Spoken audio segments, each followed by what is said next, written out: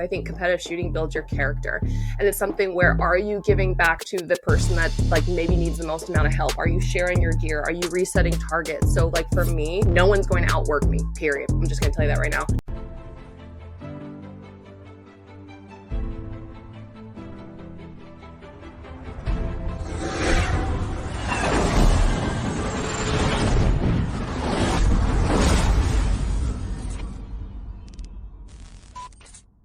All right, we finally lined it up. We have Miss Kenzie Fitzpatrick. Welcome to Whiskey and Windage. Hell yeah, excited to be here. Thanks, guys. Yeah, been a long time on the calendar. I'm so excited. Yeah, it's going to be a fun one. We're super excited about it. Offline, like we were saying, we chatted with you a little bit. Paths have crossed a couple times, but we've never actually got to sit down or actually, be face to face and talk. So I'm like, all right, I'm gonna catch her. We're gonna catch her. We're gonna get her on, because anybody that likes to shoot and take it serious, like we're all for that. So yeah, thanks for having me. I'm really excited. And then hopefully this year, we'll meet in person for real, even though we've been there. Yeah, we've been literally rubbing elbows, it seems, in a lot of the same rooms and social circles, and just haven't quite lined it up. So here's our digital handshake, I guess. And there you go. we'll make it a real life handshake come August at Goals. So y'all people are weird. Right. Anyway. All right, we're gonna get it started. We're gonna start off with our Ask AI segment. This week's Ask AI is brought to you by Wheeler Tools. That's a sound done right. Scope rings, mounts, handguards, locked in with exact torque. Wheeler Fat Sticks don't guess, they deliver. Every click means you're dialed, not overdone. No strip threads, no compromise, just precision. Wheeler Fat Sticks. Hear the click, trust the build.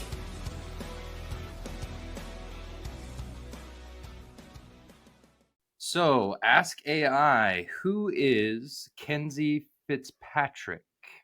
Says she is a highly regarded professional competitive shooter, firearms instructor, and industry writer, notably for publications like Athlon Outdoors and Crossbreed. Began shooting competitively in 2014 with Florida State University's pistol team. Competes across multiple disciplines, including 3-gun, USPSA, PRS, Steel Challenge, Cowboy Action, and more. Certified NRA pistol instructor, National Range Officer Institute Chief Range Officer, and AR-15 armorer. Runs a marketing agency and hosts the Reticle Up podcast, featuring interviews on shooting sports, outdoor life, and entrepreneurship. Oh, man. Whoa. Forgot certified gangster. That shit was dope. Like they get They did. That was pretty good. I mean, even if there was something that you would change, that one's pretty decent, I think. That was accurate. And that was scary. I was like, oh my God, it's tracked Florida State in 2014. I mean, I put everything online, but it's still like, whoa.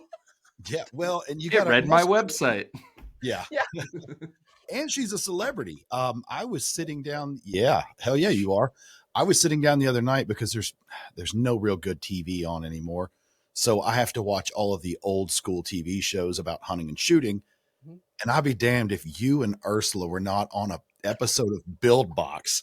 Yeah. And I was like, what the hell? I was like, babe, this is the girl that's going to come on with us in a couple weeks. And she was like, she's been on Build Box. I was like, yeah.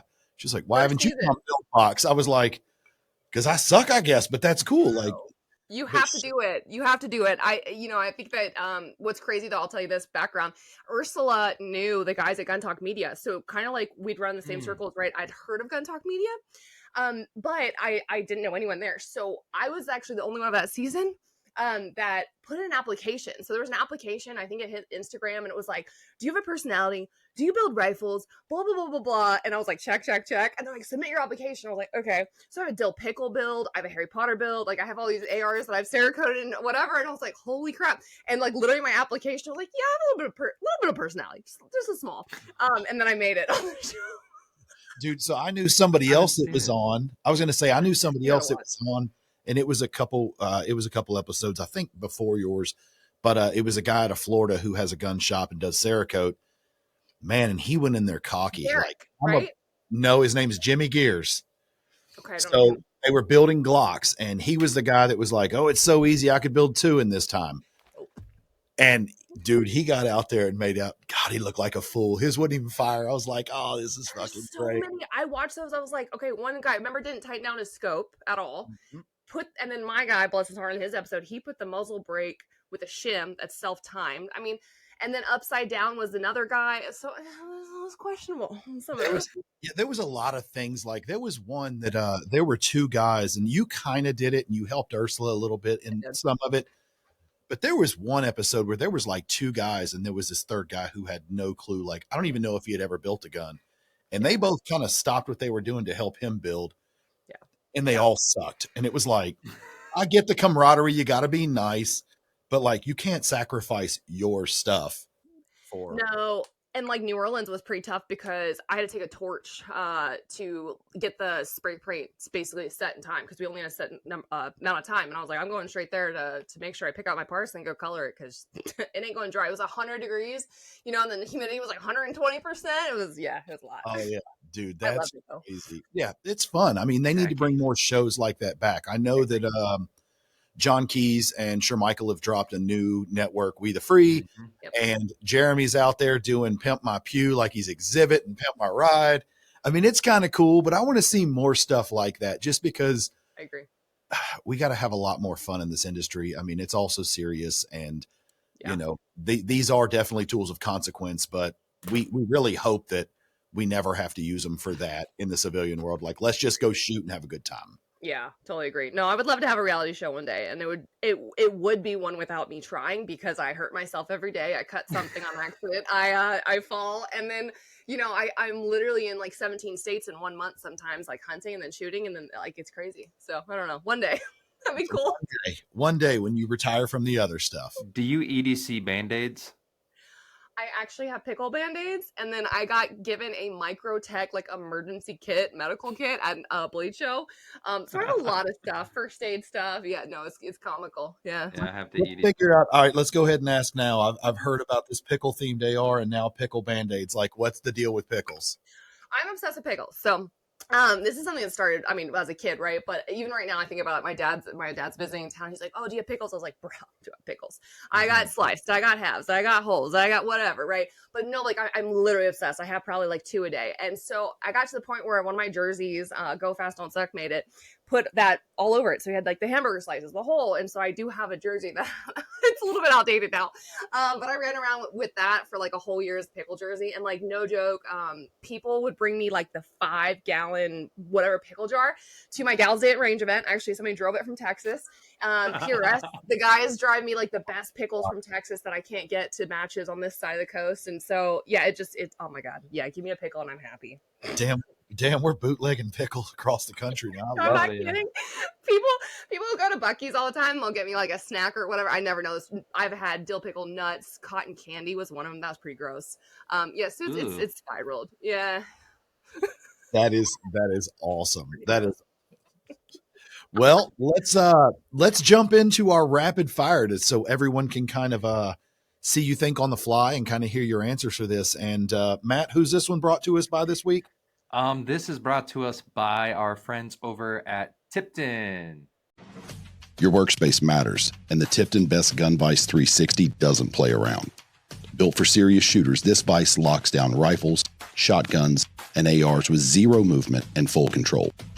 Tool-free adjustments, rock-solid clamping, and a 360-degree rotating cradle give you access from every angle. No shortcuts, no compromises. Whether you're building, cleaning, or dialing in, this vise was made to keep up. Tipton Best Gun Vise 360. Built to hold, built to work. All right, so to get this started, let's go ahead and hit an easy one. Can't say depends. Favorite caliber? 12 gauge. First gun you've ever owned? Glock 17, Gen 2. Still have it. Will never sell it. Mwah. Perfect. Yep. Would you rather compete with your setup but one of your optics broken, or borrow someone else's whole setup? Oh, no. Optic broken all day. Point and aim. That shit's easy. No. Yeah. Competition you look forward to every year? I'm thinking on the fly. It's going to be a split between Clash Bash and AK Master. Sorry, AK stuff is just a blast.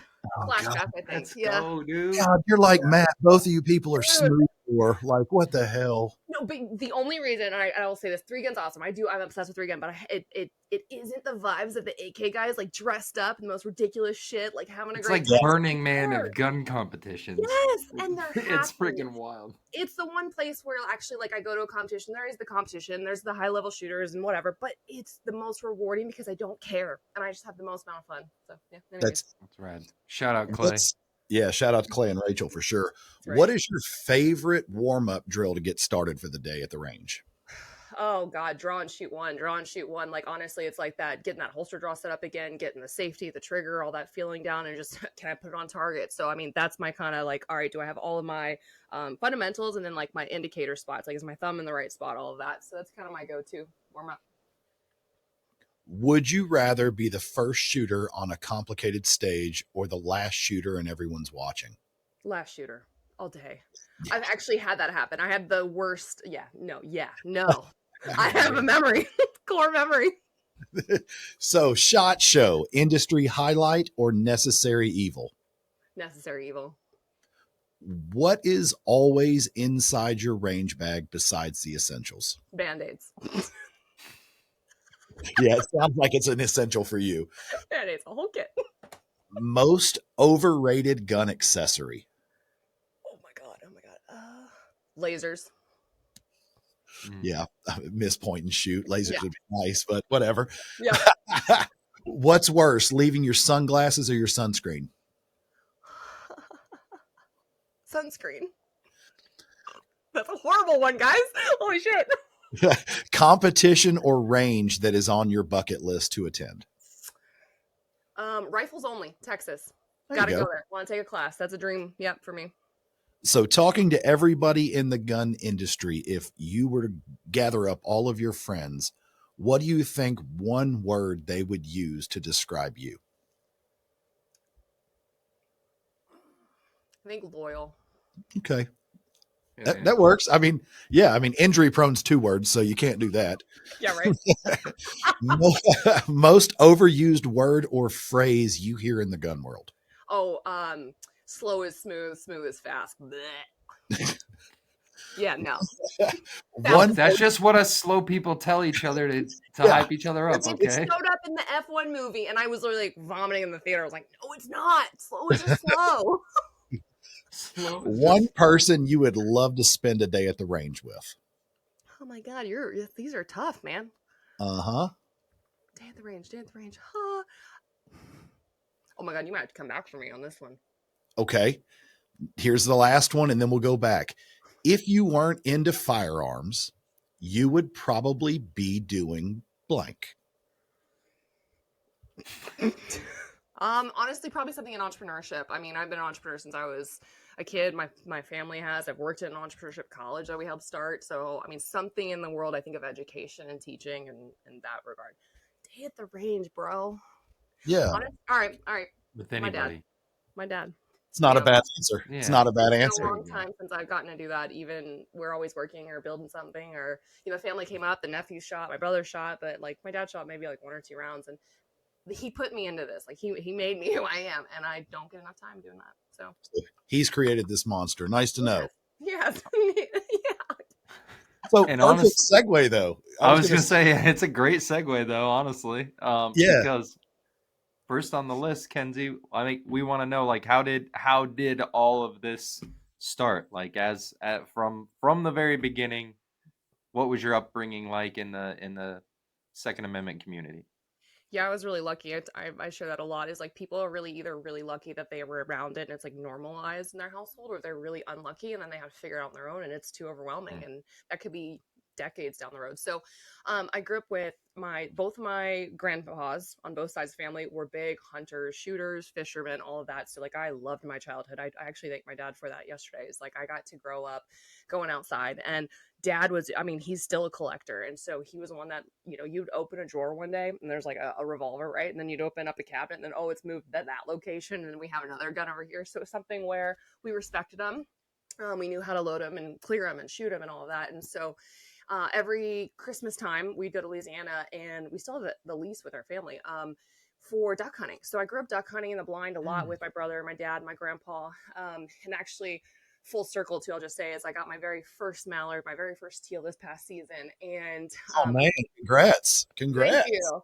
And a pintail. I actually shot the pintail too. But I'm mounting my mallard with my grandpa's mallards. He just passed away 2 months ago. So it's gonna be cute though. It's a like good memory for me to hang up. So anyways, yeah. And then the accidental competitiveness. So when I went to college, I was in for about 3 years. And then I finally, I don't know, one day was like FSU and shooting, which, you know, there's a lot of crime that popped up, but there was a club. And I don't know if you know him or not, but Jeremy Gresham at IWI was one of those that helped start. I know Jeremy. See, Yeah. he's the one that started the Rifle Association. Was at FSU is what it was called. I think they changed the name. But anyways, he was the reason why that club existed, and it had only been in existence for like a year. So when I got in it, I only had a year left to go. Tried out for the team. There was a female president at the time and made the team. I didn't really know what that meant. And it was interesting because we trained center fire or train rim fire, and then come match day, a center fire person dropped out and they're like, yeah, you're shooting center fire now. And you can't go back once you go up to that with the steel challenge or whatever. Oh gosh. Or the scholastic action shooting sports or whatever for college. Yeah. So that was fun. And then it spiraled. So Talon Range was my upbringing. I did all their marketing and social media and shot all those things you name. Cowboy Action. My first 3-gun match was there. Steel Challenge, USPSA. And so that was the most rewarding experience for me because a lot of colleges, they don't have that. They do a lot do now. And surprisingly, I never got into like 4-H. I didn't even really know about 4-H. That was something that, I don't know, maybe passed me by, but yeah, the 2A has been a huge thing for me, and my whole family supports it. It's stuff where like my brother and I get to talk about it. Now I'm teaching his kids. So when his 10-year-old was 5, taught him to shoot. And so now the next 5-year-old came up a couple months ago, and the 5 and the 10-year-old got to shoot my guns. We got them on the 22s and the suppressors, and you know, they're shooting 75 yards. And it's just really rewarding. So it's stuff that I'm excited for the future to see what's next. I don't know. All of this writing, all of this stuff that you were naming, like the AI, it wasn't planned. So it's all accidental. Oh, no. None of it is. Yeah. No. Yeah. But I mean, you could look at it and say it's accidental, but you could also look at it and say it's meant to be. I mean, like this is the path. Yeah. I mean, I got a master's degree. And at the time when I was at FSU, like I said, I was working for this entrepreneurship school at the time, became a college within FSU, and I wanted to teach. Like the whole reason I got my master's was to teach undergrad, and I never got the opportunity. They always wanted grad or people taking their PhD, and then they would have older people that were professors, and I was like 22 at the time. I still was an entrepreneur for longer than most of those people have never been an entrepreneur teaching, right? So stuff where I think when I ended up in this teaching and giving back and whatever, it was that way of doing that, just in a different way that I never planned for. Man, something I just thought about. You were talking about FSU and shooting, and now I'm thinking with the times that we are in now, where athletes are paid. I wonder if NIL deals are actually going all the way to shooting sports. Like, are people getting paid? I'm sure. I definitely know it's not as much as like football and softball and all that stuff. But like, are people actually getting paid deals to be shooting athletes now? That'd be pretty cool. It would be. I bet you it starts with clays, if anything, right? Because that is a sport that does payouts, and that goes to the Olympic track. So maybe. I freaking hate clays. I hate clays. I go to a sporting clay event every single year, and like I have all the stuff, and I practice, and I do all my things, and then I get whipped by some 16-year-old on the high school team that's there, and she didn't miss a single bird. And like, I'm over here like, man, if I just hit 30, I'm happy. And she's like busting them all. And I'm like, yeah, this sucks. I'm never playing this again. I'll shoot a couple rounds of sporting clays. I go out and score like a 55. And I'm like, yeah, just a couple every once in a while. Man, if you're shooting 55 on the course I have, there's only 60. So like, you're killing it. Oh, I've been shooting like 100 clay courses. Oh, you're 50%. All right. I'm a little better than you, but not as much. Okay, cool. All right. Yeah. All right. That's not much better, but close. I'm not laughing. Yeah. So you talk about growing up around it. Do you remember, is there any early memories of like vivid memories of like, I remember shooting with my grandfather or my dad or any of that? Any of those pop up and like, you just constantly go back to those? Yeah, so the one grandpa, my dad's dad, the funny thing was we'd go fishing on the lake, pulling the fish, and then we'd stand by the levee and put out on a broken, like fallen down tree or whatever. He put out the Coke cans and did the thing with the revolvers. And I remember shooting out of like a minivan because that was the only support we had, shooting at these cans. It was just so redneck and it was stuff. And this Alabama checks out. Yeah. I And love this. that one, Alabama. So it's so funny because we even used to cast the fish and stuff and keep like the mold, but that was a big one. And then Redneck City, again going back to that lease-in, it's on the Texas Louisiana line. There were twin alcoholics there that were like in their 60s. I had to build like card stack thingy and answer questions of like, who sings this? And I was like, the Eagles, like Hotel California. I'm like, oh my God. So it's quizzed. And then they're like, all right, go outside. We got to shoot this thing. We got to do this array. I'm like, ah. So it was so funny of like how and like going back to that camp this past Christmas, we went for a day and went duck hunting and stuff, and I was like, oh my God, nothing's changed. Like the camp is still disgusting. It's like still not clean. It's amazing. But all of those memories, just shooting literally spontaneously, I would say, is stuff that I will never ever forget. No, I've got them too. I've got them growing up in a hunting household. My dad was law enforcement, so guns were everywhere. Yep. And mine were, the woods was great, but it was all the research and development that was crazy.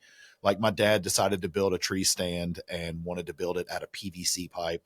And he knew it was going to be flimsy as hell. So he sent his sister, my aunt, and said, try to climb it. And, she gets 15 feet in the air and it just shatters and she falls. And oh, no. Nothing broke. So then we all laughed. And then, of course, they were like, you get to pick up all the trash. And I'm like, thanks. So I'm picking up broke. But that's the stuff I remember. Or reloading. The scale's kind of off. I think I eyeballed everything good. Let's go shoot this. We never had a problem. We just had some spicy loads of it. I mean, nothing too crazy. But you're in Tennessee now, so you kind of realize it's nowhere near the West as far as a 500-yard shot, unless you know someone who is family's farmed for 100 years and has that kind of land. In Tennessee, our shots are 150 yards and in. Yep. So as far as couple grains of powder difference here and there, it's not going to mess it up on a deer. Now, accuracy as far as like competition, yeah, maybe that'll happen, but as far as it's not going to mess anything up. No, yeah. Poor sister. Oh crap. So I think it goes without saying, Kenzie, but what did your family think when you started taking competition really serious, or maybe when you were like, this is my career path? I don't think my mom fully realizes kind of what I do. I mean, she's a florist and I love my mom. She's very creative. And, she's been an entrepreneur my whole life that I've watched, right? So I've worked in her flower shop. So she set the precedent too for hard work of like, we'd be there Mother's Day, Valentine's Day, all the gross holidays, like eating fast food, sleeping on the floor, delivering flowers, right? So anyways, I'm digressing, but I think she knows that I get to do what I love, but I don't think she understands the extent. My dad, it's funny. So again, he's visiting this week as we're recording this podcast. He's like, you get what? And you're getting this? And you got that gun?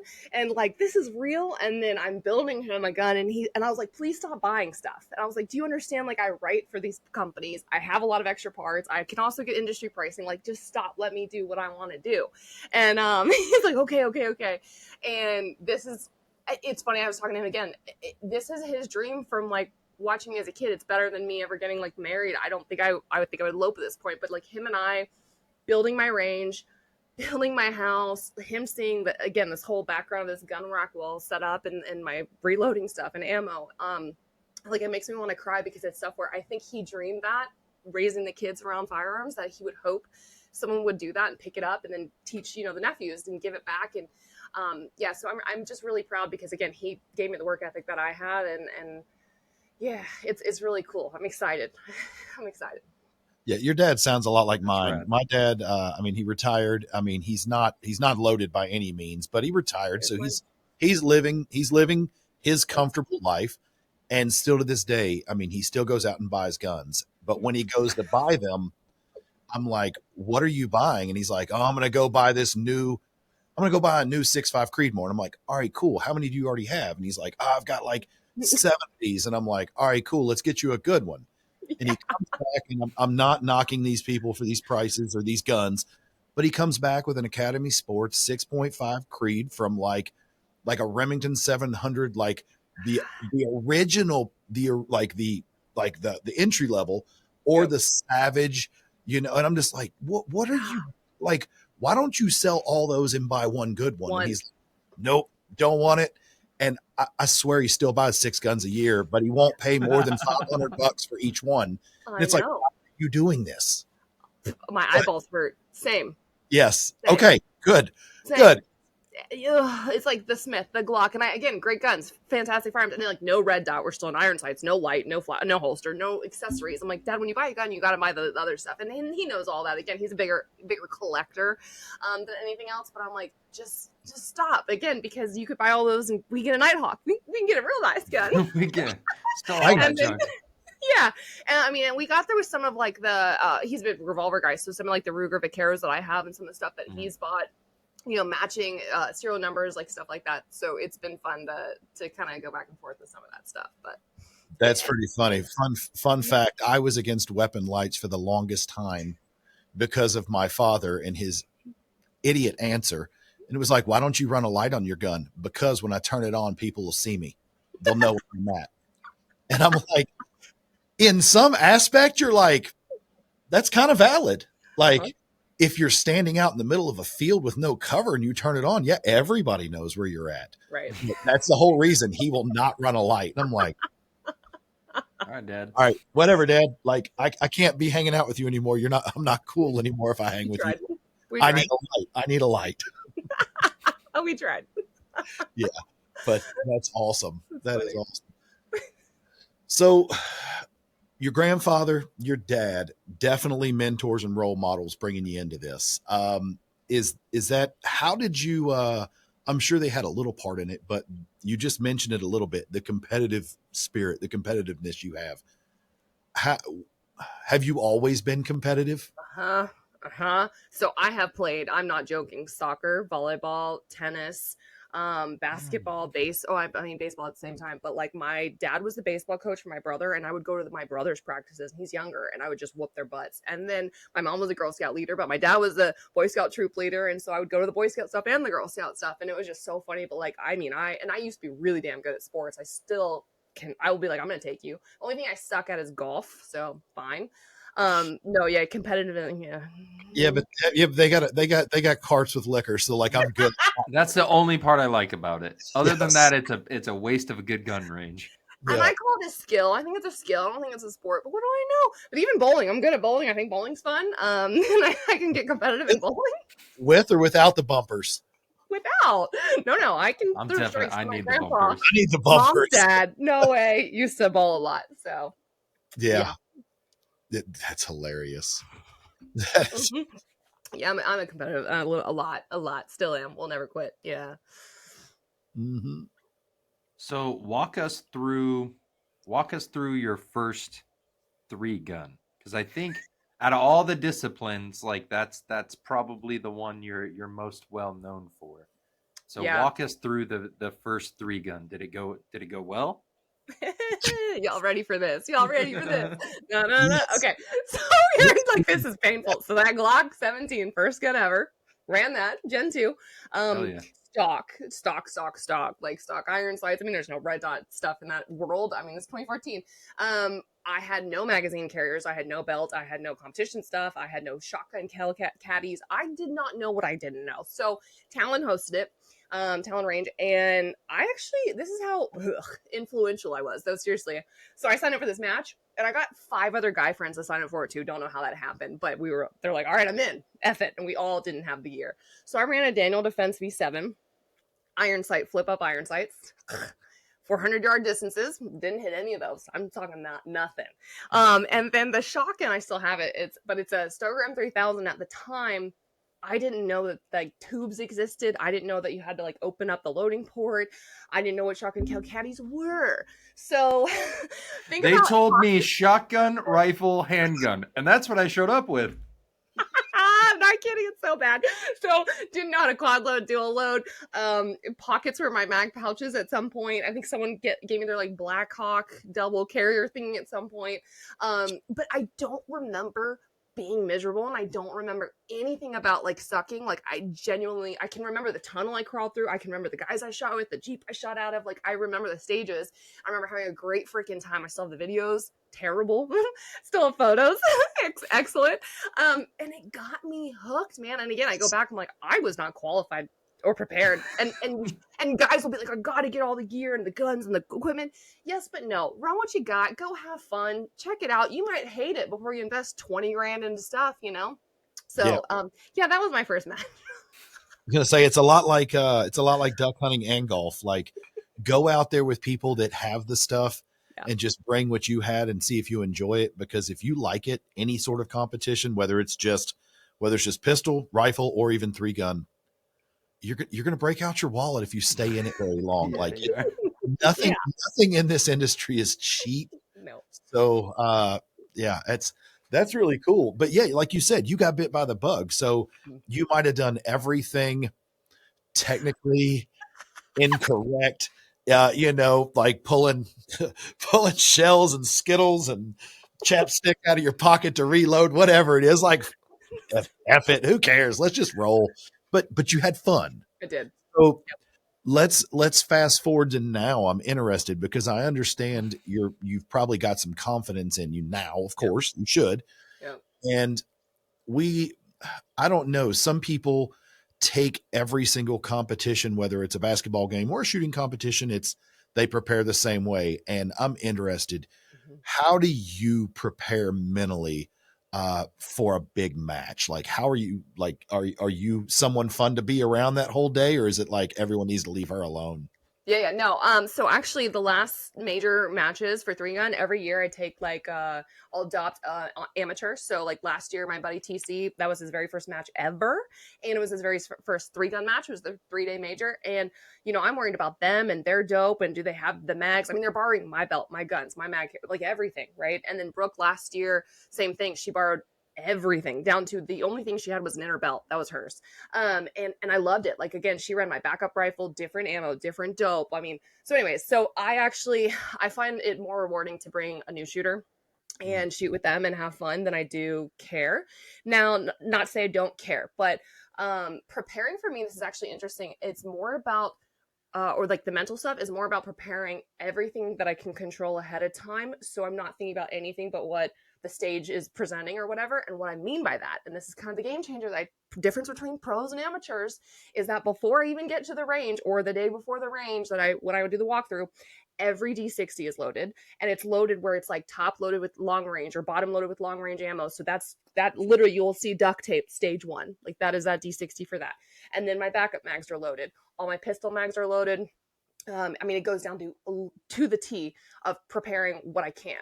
And then from there, all my guns have to be cleaned. I never clean them until the day before the major match. I'll tell you that. And I still don't clean my rifle. Sorry. But the Nighthawk gets love. I try to take care of him. Because too, like, we had, again, everybody's shooting my guns and twice, through these matches. And they're new, so they're making triple the amount of shots. Right. So anyways, and then my biggest thing is long range. Like when I sucked at long range. I sucked. I'll tell you that. So 2 years ago, to gain the confidence and to learn, I became an amateur in the precision rifle series. I teamed up with a pro that taught me everything, let me borrow his gun for a whole year, went to two-day major matches, like never shot a local. We don't have a local long range in Tennessee. So anyways, showed up there, but that changed the game for me, that now I treat 3-gun rifle stuff like PRS, and people make fun of me. I don't give a shit. I got my Kestrel with every stage with the dopes of the ranges. And then of course you don't take the win till the day of. But I have my dope card, and I have it duct taped out with the yardage. Again, getting ready for the dope. So for me, like I show up and like, you don't need that. And then when people time out in the long range stage and I go 1 for 1 for 1 in 20 mile per hour winds with a like 120-degree pan at 700 yard targets, they're like, oh, So it's stuff where it's like, well, and it's that stuff that I get excited about, I guess, when it finally pays off. So yeah, for me, mental stuff is more of the preparation. And then a lot of amateurs, they spend too much time looking at a stage and thinking, oh my God, like this is overwhelming with slugs and birdshot. And then I got to switch to this gun, right? And then pros take it one gun at a time. What do I need to do here? what do I need to do here? And then what do I need to do next? And kind of like, don't worry about it. And for me, I feel bad for some of the other folks, but I have a like almost picture memory. So when I see a stage or a layout, or I've got the sequence down, I know everything, it clicks in my head. So I don't know. Yeah, a lot of that stuff is more of a prep for me, and then knowing my stuff and then trusting it to work. Well, I mean, it Oh, sounds yeah. like, I mean, even though you're pretty confident in saying all of it, there's a lot of research that goes in the walkthrough before, Mhm. you know, like you said, I mean, you're getting your dope, you're doing your wind calls that morning, you know, you're figuring out preloading mags for what stage.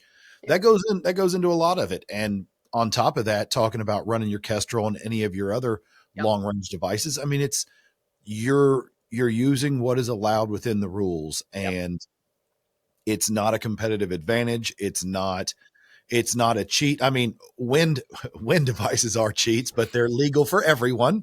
But even the wind here is not the same wind in the middle or the back and the switch. No, it's not. And Tennessee, wait 5 minutes. It's going to go the other way. Yeah. Or So, Texas. yeah. So it's kind of like you're playing within the rules, and you're doing everything you're supposed to do. And if someone doesn't do that, Yep. they don't have to, but they're losing a little bit of an advantage that everyone else is going to have.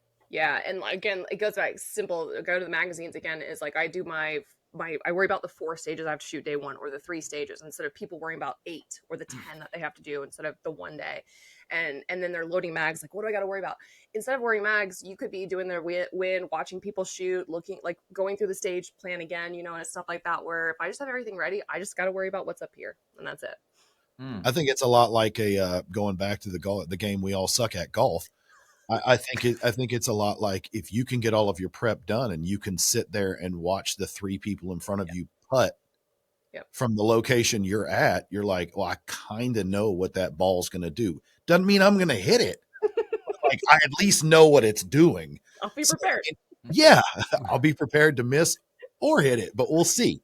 But yeah, I mean, it's kind of the same thing. And I think that's what you say is a lot to it with just prep for the stage you got to shoot, prep for that day. Yep.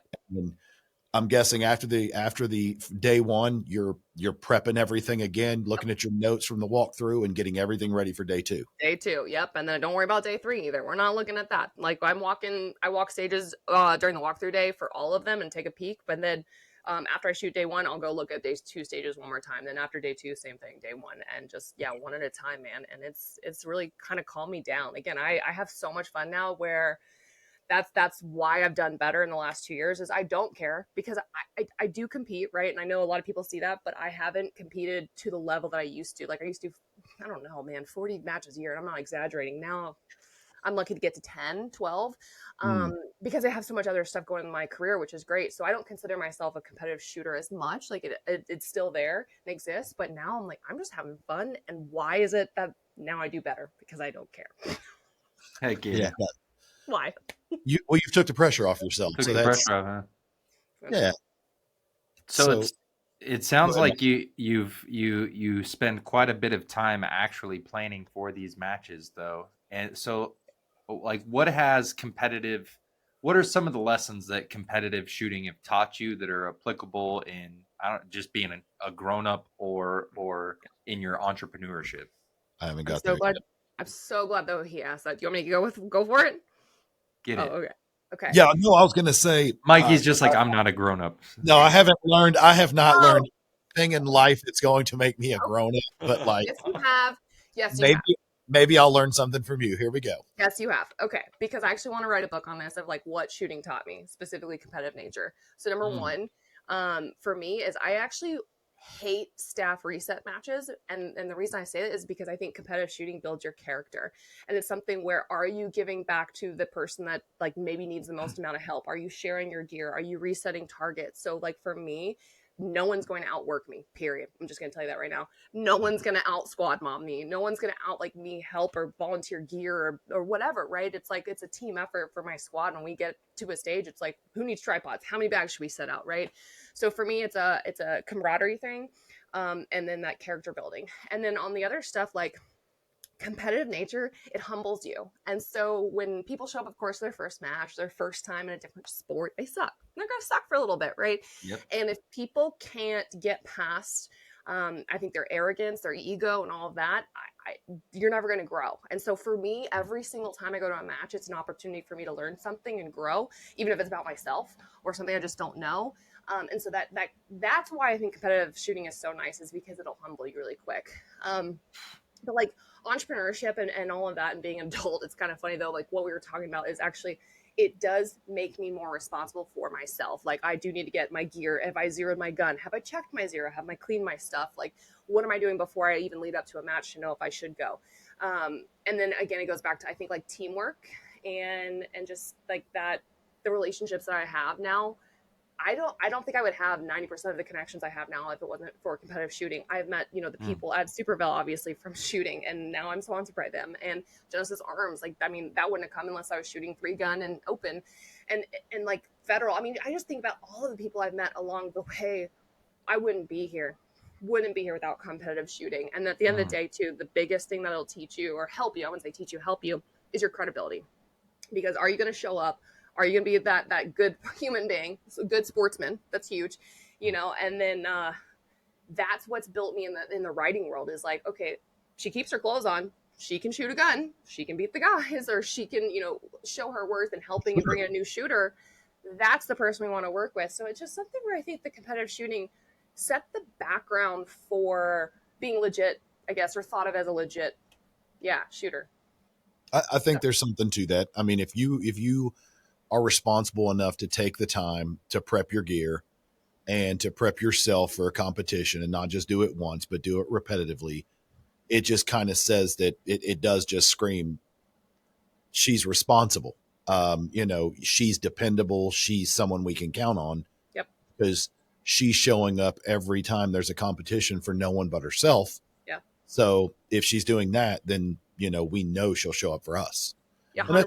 Yeah, I don't have a boyfriend or husband or spouse, and I see a lot of that, which I think is fantastic, but it is really me going to every match, driving alone, making my accommodations alone. I still have friends now, which has been great, but yeah, that's the stuff that's been huge for me, is that kind of, like, honestly, individual, it's frightening. I mean, it's a lot of like, I'm not afraid. I'm really not. I travel alone. I go over the seas alone, all that stuff, right? But it teaches you who you are if you're not ready for it. One-man team there.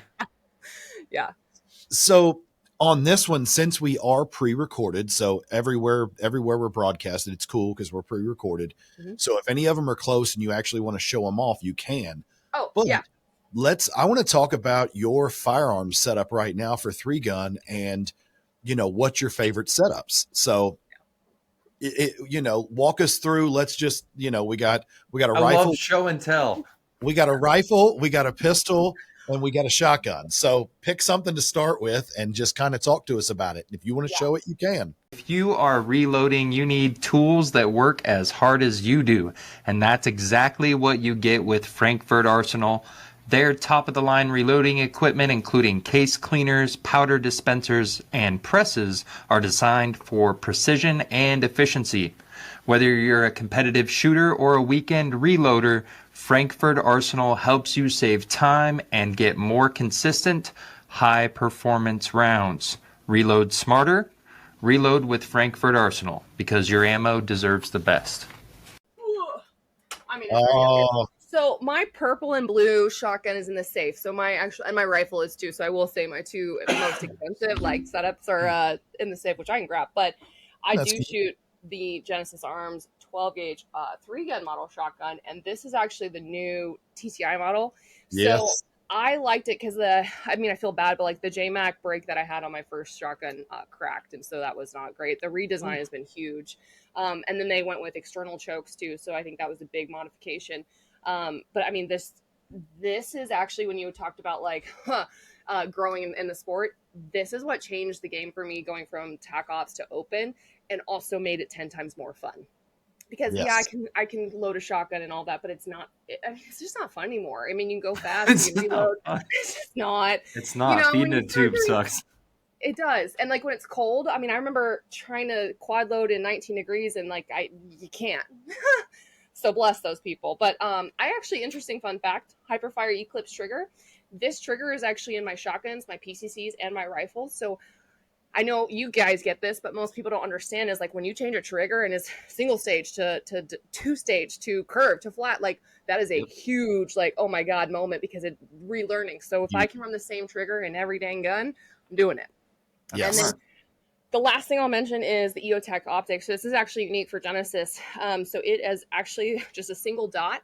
And the benefit for that, again, is slugs. So we have to shoot really tiny steel, 60 to 100 yard steel or slug shots. So that little tiny dot is for those precision shots with really small plates. And then the rest, you blast. I mean, you have the right choke system and stuff, but I pretty much run a mod actually now. I moved to a mod when I started shooting the 18-inch barrels. So yeah, that's my baby. It's my favorite gun. When you ask me favorite caliber, I think everyone should shoot a shotgun. They're fun as hell, and this is the flattest, best shooting shotgun in planet Earth ever made. Seriously. I was gonna say, so I've got Makes quite it easy to shotguns. love a shotgun if you're shooting a Genesis. Yeah, I was gonna say I've got quite a few shotguns, and a Genesis is not one I have yet, and it's on the list. And we've talked to Cody, all those things. And for everyone listening, if you're looking for one, definitely go check them out at Genesis Arms. But be prepared.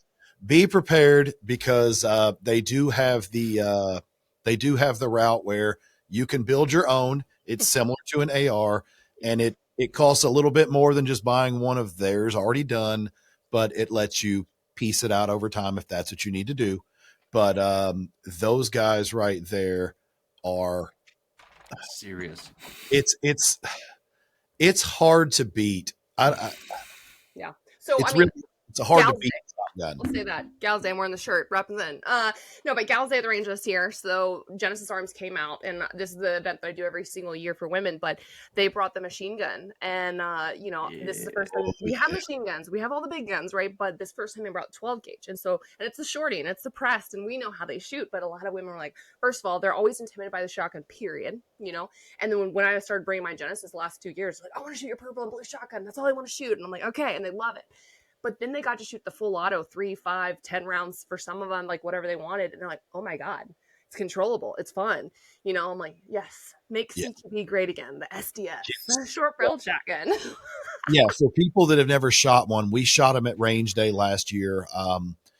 Anybody who shot a 12 gauge, and you're not used to shooting Genesis, I mean, pick your run of the mill. It doesn't matter what it is, whether it be a Mossberg 500 or all the way up to a Benelli, the Super Black Eagle. I mean, 12 gauge is known for recoil. It just has recoil, and you can do some things, and you can get a trap version or, do the absorbers in the shot and the stock and all that. And it does take some off, but there are only very few shotguns that you could shoot all day long. Yep. And when you go back to those AR controls too, how can you, yeah. So when we shot that guy, it was like, we got to shoot full auto, and we got the 10 round, and it was like, what the hell was that? Yeah. That's no way that was 12 gauge. And they were like, yeah, it's 12 gauge. And it's fast too. Take my rate is insane. Yes. Okay, Mike, have you seen this? You mentioned YouTube at the beginning. Have you seen the Classic Firearms What the World's Fastest Shotgun video is? I have not seen this. Okay. World's Fastest Shotgun, Classic Firearms. I'm not going to live any spoilers or say anything, but you got to watch it. I'm just going to tell everyone to go watch that video because this last year brought my shotgun. Yeah, that's all. That's all I'll say. Oh, somebody on this show is the world's fastest shotgun shooter. It was me and Jason went back and forth, and I think I lost on like all of the tube. I think I beat him on maybe 2 guns. And I don't care. As soon as my baby got up at the very end, we ran that. And we ran, what's the other, that heavy shotgun? Oh my gosh. That used to be like super fast cyclical rate, and still is. Oh gosh. The Sega 12? Oztec. Fostech. Fostech has a big one too. Yep. Yeah. So that was in there too. It's in the mix, but Yeah. That one. Fostechs are always based on Kalashnikov pattern, aren't they? Mm-hmm. I just know it was heavy. It was a million. I think they're based off of That's why. Yeah, it was built off of an AK platform, which is why they sucked because it's AK. But anyway, second best again. Second best again. I'll show you my AK everyone hates, but anyways, or hates on. So talk to me about this guy. Like, we're gonna have to talk. I've got a follow-up question after you show this, but go ahead, let's talk. Okay, so dream gun. I actually shot the boardroom double stack BDS-9 for the last 2 years with Nighthawk. And the reason I bought it actually is because I was going to shoot limited optics for USPSA, and then minor power factor was a thing, right? So I couldn't have the comp. And then I actually resigned from USPSA, no longer a member, not supporting that. So I was like, all right, well, I could finally buy my dream Sandhawk here. Yeah, so you have your single port. I did the Holosun optic. The rear sight is actually in front of the optic, which is kind of wild. Now, they customize it to me because, again, I shoot for them, so this doesn't come stock like that, but they did make it where there's no grip safety, and it does sit flush. We did the aggressive texture. If you ever feel this, it's insane. And then people joke with me. They're like, well, I'm glad you added a Nighthawk to your mag well, because, yeah, it's ridiculous. And I don't care because I shoot open, and I hate reloading. So here we are. And then we did a trigger job on both this and the BDS-9. That's absolutely just nasty. It's delicious. So anyways, that's the best way to describe this. This action, though, like I wish... I'm telling you, when y'all come to town, you just need to come to the range here and play with these and shoot these. But yeah, so that's my favorite dream gun. We haven't even got to your rifle yet. And you started competitive shooting. What did we say? 14? Is that right? Mm-hmm. So you're 11 years in, and at what point? I mean, I'm not going to say you didn't take it serious in 14, but at what point did it get serious? Yeah. When I switched, I want to say to the Canic pistol, that was about, I'd say 20. Actually, when it got serious was right before COVID. And that was actually when my momentum started growing. I started getting noticed, getting recognized, getting like the spots would start doing a lot better. I was like, oh, okay, I'm in contention at least for the women now, or like kind of growing. And I actually shot, and I love that gun, the SFX pistol from Canic, somewhere up here, but and then I ended up doing the rival. Yeah. It's like, where's the... Oh, it's below me. There's the iron sight one though, but I did optics, but we did the Freedom Smith trigger and it's delicious. Anyway. Shout out Adam Granola. I know. Granola. I'm sure he loves you for that. No, he hates us. It's cool. Well, it's a love hate. He loves us, but we don't leave him alone. Oh God, I love Canics though. I really will say that. So, I'm not a big Glock person. I'll make Smith. I mean, I think they make great guns, but the Canics, just the mechanics of them, the ergonomics, the price, and the features are there. But about, I would say 2.5 years ago, after COVID slowed my momentum down of the progress I made, and it hit everyone, and I get that, but it was something where I had to start over. And this is a compliment to my friend group, to be honest, is I finally beat my friend Tanner, and it was like Kenzie, Tanner. And then the next match, I finally beat my friend Aaron. It was Kenzie, Aaron, and then the next one, I was like, oh my God. So the compliment came, I'll say like 1.5 years ago, where they're like, wow, we have thought of you as a great competitor. Like, they're not taking that away, but now they're worried about overall, like, Kenzie's now in contention to take a place away from us or to beat us or what have you. And so the little stuff where finally beating Adam at AK Masters this year, or at Clash Bash, and then he went back and beat me at AK Masters, but still got him. I've never been able to beat him in anything AK, and we shot the same squad at the same time, the same day. Like, there's no excuses. Anyways, it's a win, but it's the small stuff where I'm still competitive with myself.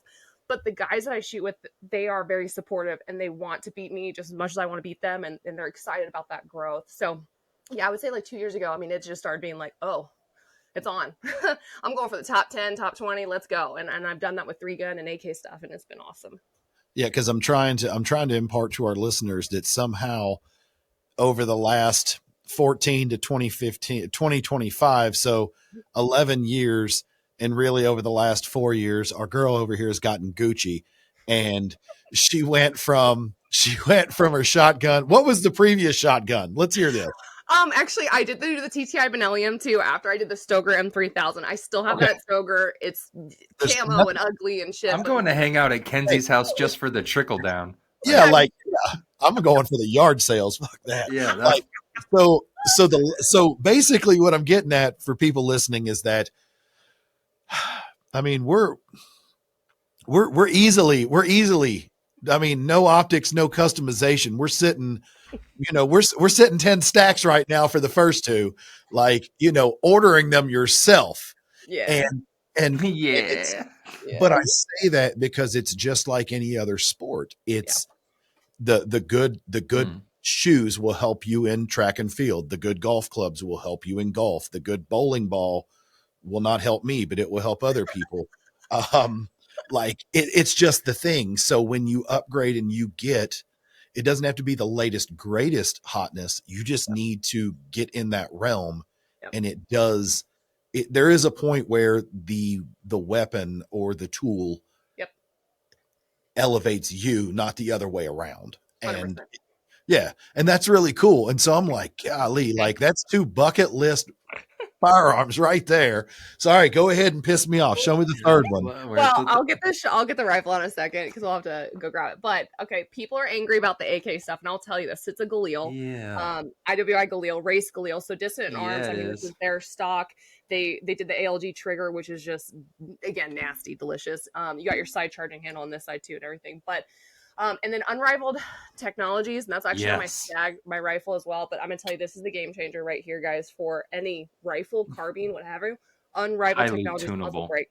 Yeah, so it's got all sorts of ports and stuff that you can customize and tighten the set screws and what have you to direct the gases in the way that you like push the gun. So if you're a right-handed shooter and you've got your support hand on your left, you're going to want to have the gases go out on the right, so it's pushing against that support hand and leveling it out essentially. But here's what's interesting. So a lot of people want to argue this is not an AK.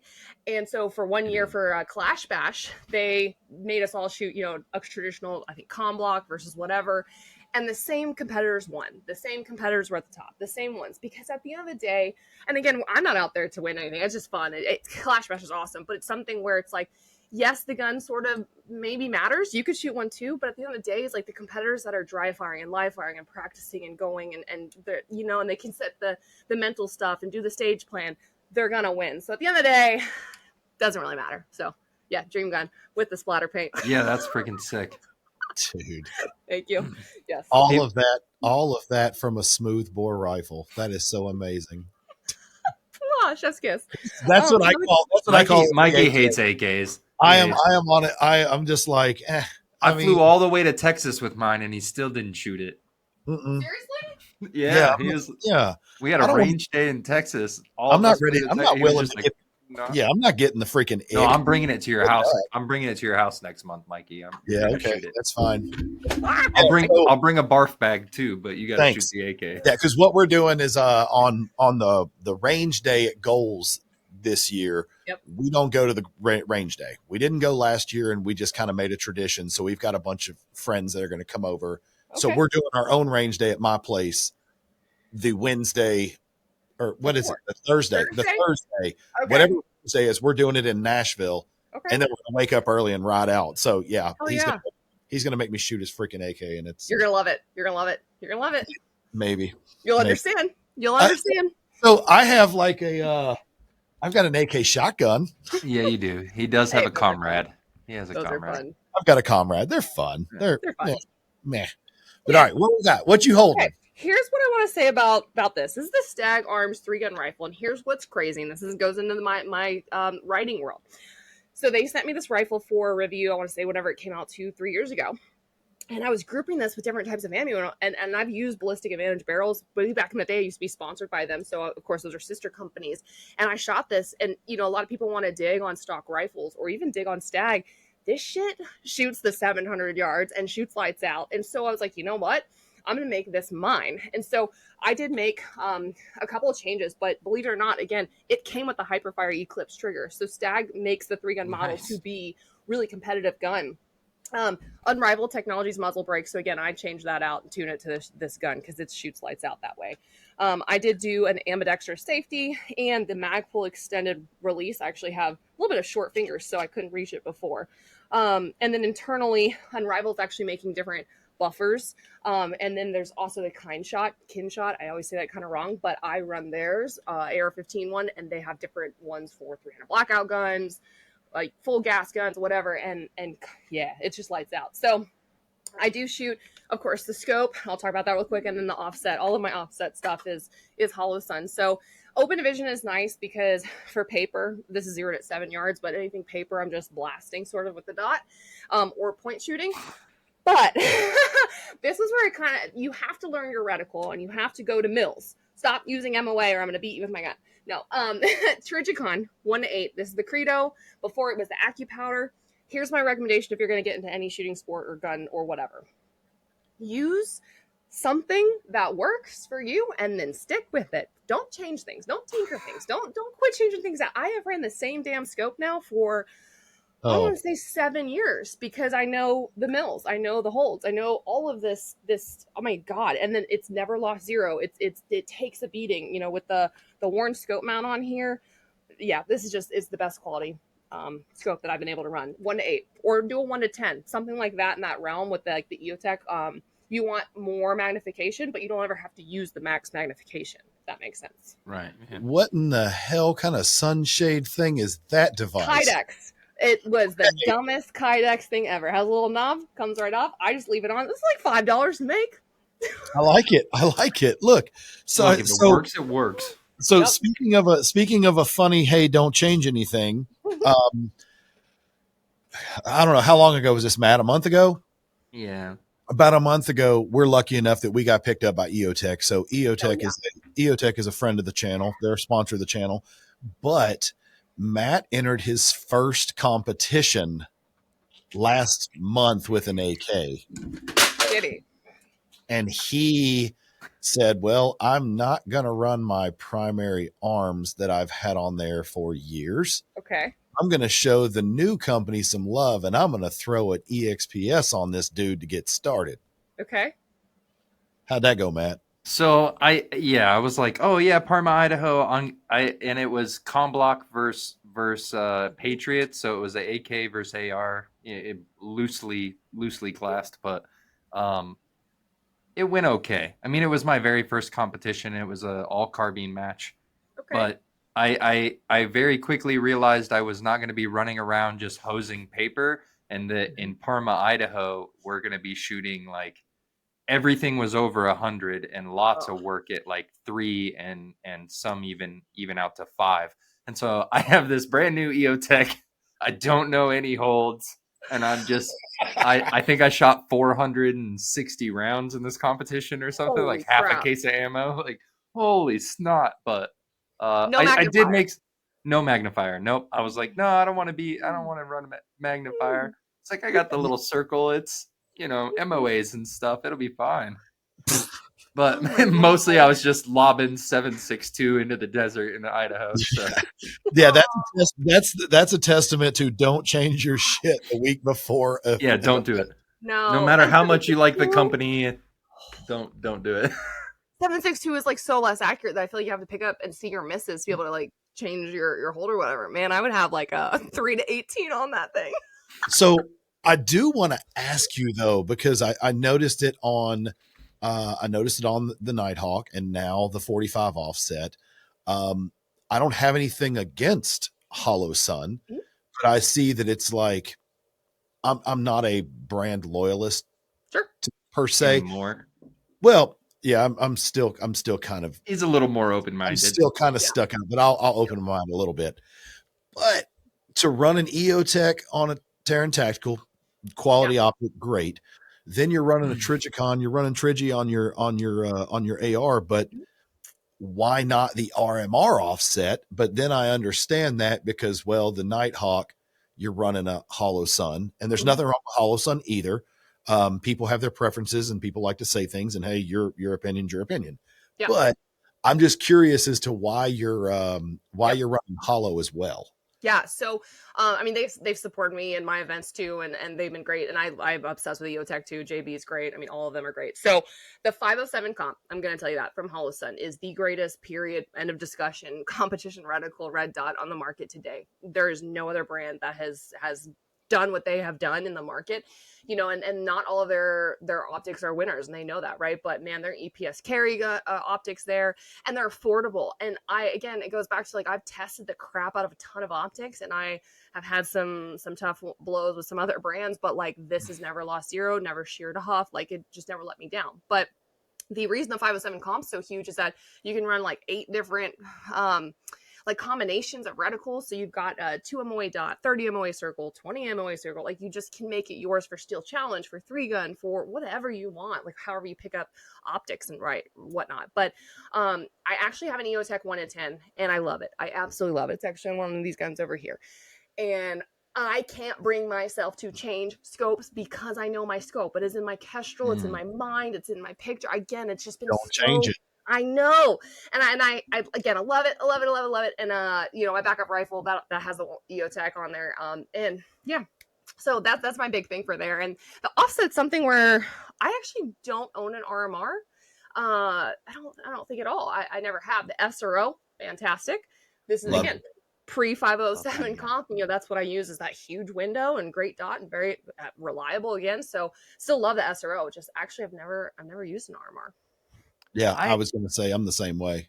I think that the story of Hollow Sun is really interesting because I remember them coming to market and everybody's like, it's cheap Chinese junk. Like, be careful, be wary. Like, it's a fair price, I guess. And, it's not battle proven. And it's like, at this point, though, there's tons of video footage of conflicts on this planet where Hollow Suns a lot of their models are battle proven. Yeah. On a modern battlefield, too. So it's like, what are you going to say about it now? Like, you can't. It's out there doing what it's supposed to do. So 510 there with a magnifier on a lever action, but the 510's on my Gleel. But it goes to tell you though, because even the best manufacturers, there are sometimes errors, whether it be manufacturing errors or user errors. The new EOTech, the 3x9, the little small footprint with the RMR on the top. You mean this guy? Yeah, I don't have the mount on it yet, but yeah. No. So I've got that guy. I feel left out. So I ordered that guy at SHOT, and I got one in the first batch, and I sheared the damn mount, the pick rail. I sheared the mount. He gave it all the ugga-duggas and just look. I had this thing, and I was sitting down, and I was all excited, and I was like, "There's no content out on this thing yet. I'm about to just blow it out." And I put it on, and I was using a fat wrench, not even like a real torque wrench, a fat wrench. And I'm sitting there torquing, and I heard it click, and I was like, okay, I'm good. And I pulled it off, and I was like, where's the nut at? And I looked in, and I was like, you got to be shitting me. That was the click. So, of course, I had to send it off, and I had to wait 3 weeks. EOTech did a great job. No problems with them. Love what they did. But I was like, by the time it came back, shit was all over YouTube, and I was like, never mind. Mikey he was like, "Oh, bro, I got this in the mail. It's it's days before anybody else. Like, I'm gonna get it pumped out, and like tomorrow morning, I'm gonna get it mounted. I'll call me. I'll let you know how it went." And I call him like, "So, how'd the EOTech go, Mikey? Did you get to shoot it? Was it fun? How did it go?" And he was just like, "I gotta send the mount back." I'm like, "What? What'd you do?" Yeah, it was a lot of fun. Have you ever had to drill out a set screw off an optic? Yes. Yeah, so you're not a real shooter yet until you have to do that too.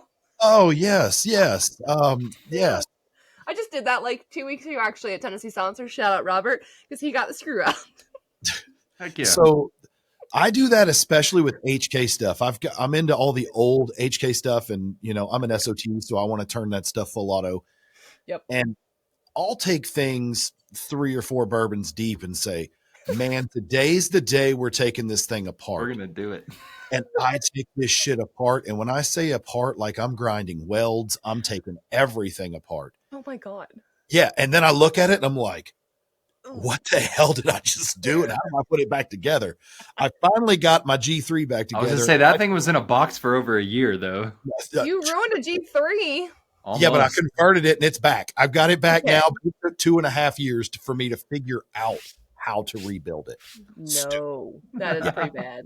Yeah. Pretty bad. So you know how it goes. Like you get in there and you're like, I got this. It can't be that hard. Yep. I mean, there are people that are getting hired into factories that are very qualified, but they are taught this skill. They aren't gun people. No. And they've learned to assemble. Surely I can do this. And then you're like, how did they do that? What in the Harry Potter hell is Gumsmith? Gumsmith. Yes. So, Kenzie, have you had any firearm faux pas or gear ammo disasters like mid-match that ended up turning into a good story? Oh my gosh, actually. I've been pretty lucky. I've thought about ammo. Supervel's been on point, man. even shotgun stuff. Okay, well, I borrowed my friend's shotgun. I'm like, shout out Scott, douchebag. I love him. I really do. So this is pre-Genesis. And it was my first time shooting open. And I was so excited. And he has this, I don't even remember what it is. Maybe it's the Tokarev or it's, yeah, maybe. I don't know. But he worked it over. It's like pink. He got a red circle. It's pink. It's ugly. And so this is actually a great story. Okay. So this is back when I was shooting the Canic too. I mean, this is probably 3-4 years ago. So I shoot the rifle portion, dump the rifle, and I grab a shotgun. And there's like 20 shotgun steel. And then there's like 6 clays down this lane. I get 2 shots in and the gun malfunctions. And so I'm clearing the malfunction, taking the mag out, put the mag in, same thing, like malfunction, or couldn't eject. I was like, great, F me. And the time, like, you're going to time out. So I had to dump it and I couldn't shoot any of the clays. So the clays are all penalties and you can't shoot that with any other gun. Like you can't just pick it up and, shoot pistol. So I had to shoot the Jungle Run, which is another like 30 pieces of steel with the tiniest like shotgun targets that were meant to be, for pattern per bird shot. And plate rack at the end, all of this. And I had only brought my pistol because it was a rifle shotgun only stage. But no matter what, you bring a backup and you bring an extra. So I had 2 mags, I had the Canic, and somehow my pistol shooting skill with the red dot saved my ass. So I shot all that little tiny steel in the forest, all the shotgun steel down both left side, right side, got to the plate rack, and I think I ran out of like 1 or 2 rounds or whatever. And there was even a spinner. So yeah, what the problem was? Scott didn't clean his shotgun. That was all. It just needed to be cleaned. Because you couldn't get around otherwise. But yeah, so the Canic, thank God. So pro tip again, even if it's a shotgun and rifle stage only, and I've done this at every match in the last couple of years, bring a backup gun. Because again, 3-gun, you can shoot white steel with birdshot or 9mm or whatever. And so it's just being prepared for that. And then I should have brought maybe a 3rd mag, but it's so much gear. Anyways, but yeah, Scott, cheers to you. But I still got to show my pistol shooting skills, so I was really happy. Cheers, Scott, you douchebag. Cheers, Scott. I love him so much, too. He's my best friend. And there we go. So let's get into, something else that you're really passionate about. And you've done the competition stuff. You're a competitor. You're a hunter. You're an outdoors woman. You're all of that. But you're also into training and advocacy and all that. So let's start with the training and the gear. If I was a new shooter, let's just pretend that. What are a few things that you think every person should focus on before we buy any gear?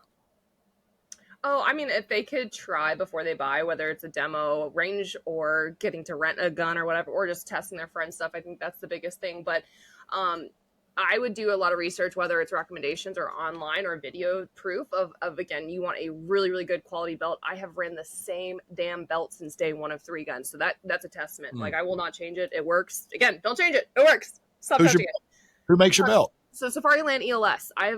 Because 3-gun, you can share gear. So that was the biggest thing I learned is like when I was starting out, I didn't have everything. I borrowed Invictus caddies, on the shotgun stuff. We would, if a stage had 60 rounds of pistol, which that's been known to show up, I'm like, I only have 2 mag pouches, and then Core Essentials, what I've been using now, and that's a newer brand, but that's for like the AK stuff because I just need 2 carriers and I'm good. But research like what the best shooters are using too, and not just people that like shell it out or influencers or whatever, but the people that are trying to break shit, the people that are using it year round, and that stuff. So I think like a really good holster, really good belt, really good mag carriers, and then figure out what works for you. And that's tough. That is a really, really tough thing to do, is like what red dot works for you. I can go into all that stuff. It's like no one's going to be able to read it or see it or help you because you're the only one that can understand what's happening behind that reticle or what have you. So, yeah, that's kind of the mentality I take with me being an FFL and an SOT. I've got tons of suppressors, tons of optics, tons of rifles, and it's like if someone's on the fence, it's like, hey, come look in the safes, come look on the walls, come look on in the counter, and tell me what interests you, and let's go shoot it. And I don't care if you like it or dislike it. You can say it's the greatest ever or it's a piece of shit to you. Like, I'm cool with that. Yep. Let's find what you like. And then once you find that, we can modify and we can, accessorize from there. So I think it's good advice. Yeah, and starting with Gucci, it's like you don't want to get all of the accoutrements and accessories. And actually, I tell a lot of people, it's like more is actually not better all the time. Like more is actually more confusing, more to deal with. So yeah, like starting small adding to it, modifying like small amounts. Again, that Daniel Defense B7 like was stocked for so long, and then I was like, all right, I'm gonna change a trigger. Okay, maybe I'm gonna change like this, or like really tiny parts, and go from there instead of going full send too soon. That's I was gonna say that's kind of how I am when it comes to people wanting rifles, and it's like, if you can just swallow your pride and get past the brand recognition part of it, Yeah. you know, not everybody has the money to go out buy a Knight's SR-15. Not everybody has that kind of money. Not everybody has the money to go buy, you know, a DDM-4, a DDM-7. Yeah. I bought mine used, but yeah. Yeah, but not everybody has that money. But I tell people every day, you know, for the price of what you're going to pay for one of those, you know, a high-end rifle, you know, $3-4 grand. Yeah. Yep. And the scope's gonna be $2. You're going to be in an optic, and you know, I don't care how nice the rifle is, you're going to want a trigger, and you know, it's all the different things. And it's like, you know, just let me build you something, and let me put the money in the bolt carrier, in the barrel, and in the optic. You know, everything else is going to kind of, it may not break. Muzzle brake. And a muzzle brake. Sure. Well, I'm suppressor, so I'm like, okay, yeah. No, I am too. Okay, yeah. Keep going. Yeah. full Yes. But it's like, you know what? Like, let's do that. And it might have a pony on the side. It might have deer on the side. It might say arrow. It might say, you know, it might have some palm trees and look like the flag from South Carolina. Like, let me do some things, and then let me put the rest of the stuff in there that, you know, that you definitely need, that you could depend on. And that is going to be half the price. And if you're still game, then start buying those parts and start chasing and changing them out to what you want. Like, just get in the game before, you know, otherwise you're going to spend all the money. It's like, it's why I don't duck hunt now.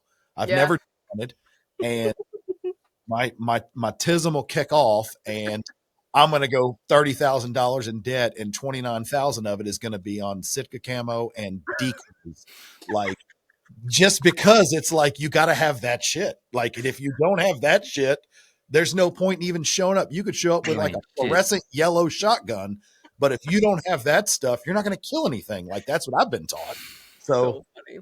Yeah. So like, why even do it? So yeah, just get started and just start upgrading. So I think you're right on that. I want to say something to that pony. I mean, all these brands that we know, like that built a lot of the OEM stuff that people don't even know about. There's so many OEM manufacturers. Like, and I love my Anderson lower that's got my Trump Punisher skull on it, dude. So the one, and you know, that's the rifle. It's awesome. But it's like, match the receiver sets, even if it's, again, all those brands you named too, I like. I mean, and then like the PSA too, their AKV like 9mm AK PCC, that's a great price, and it runs and it's accurate. But shit, Adam Litkey, he shoots that all day and beats all of us, you know.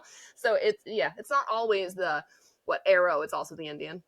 Yeah. So yeah, but I hate that, you know, the pony went out of business. I hate they shut down. I know.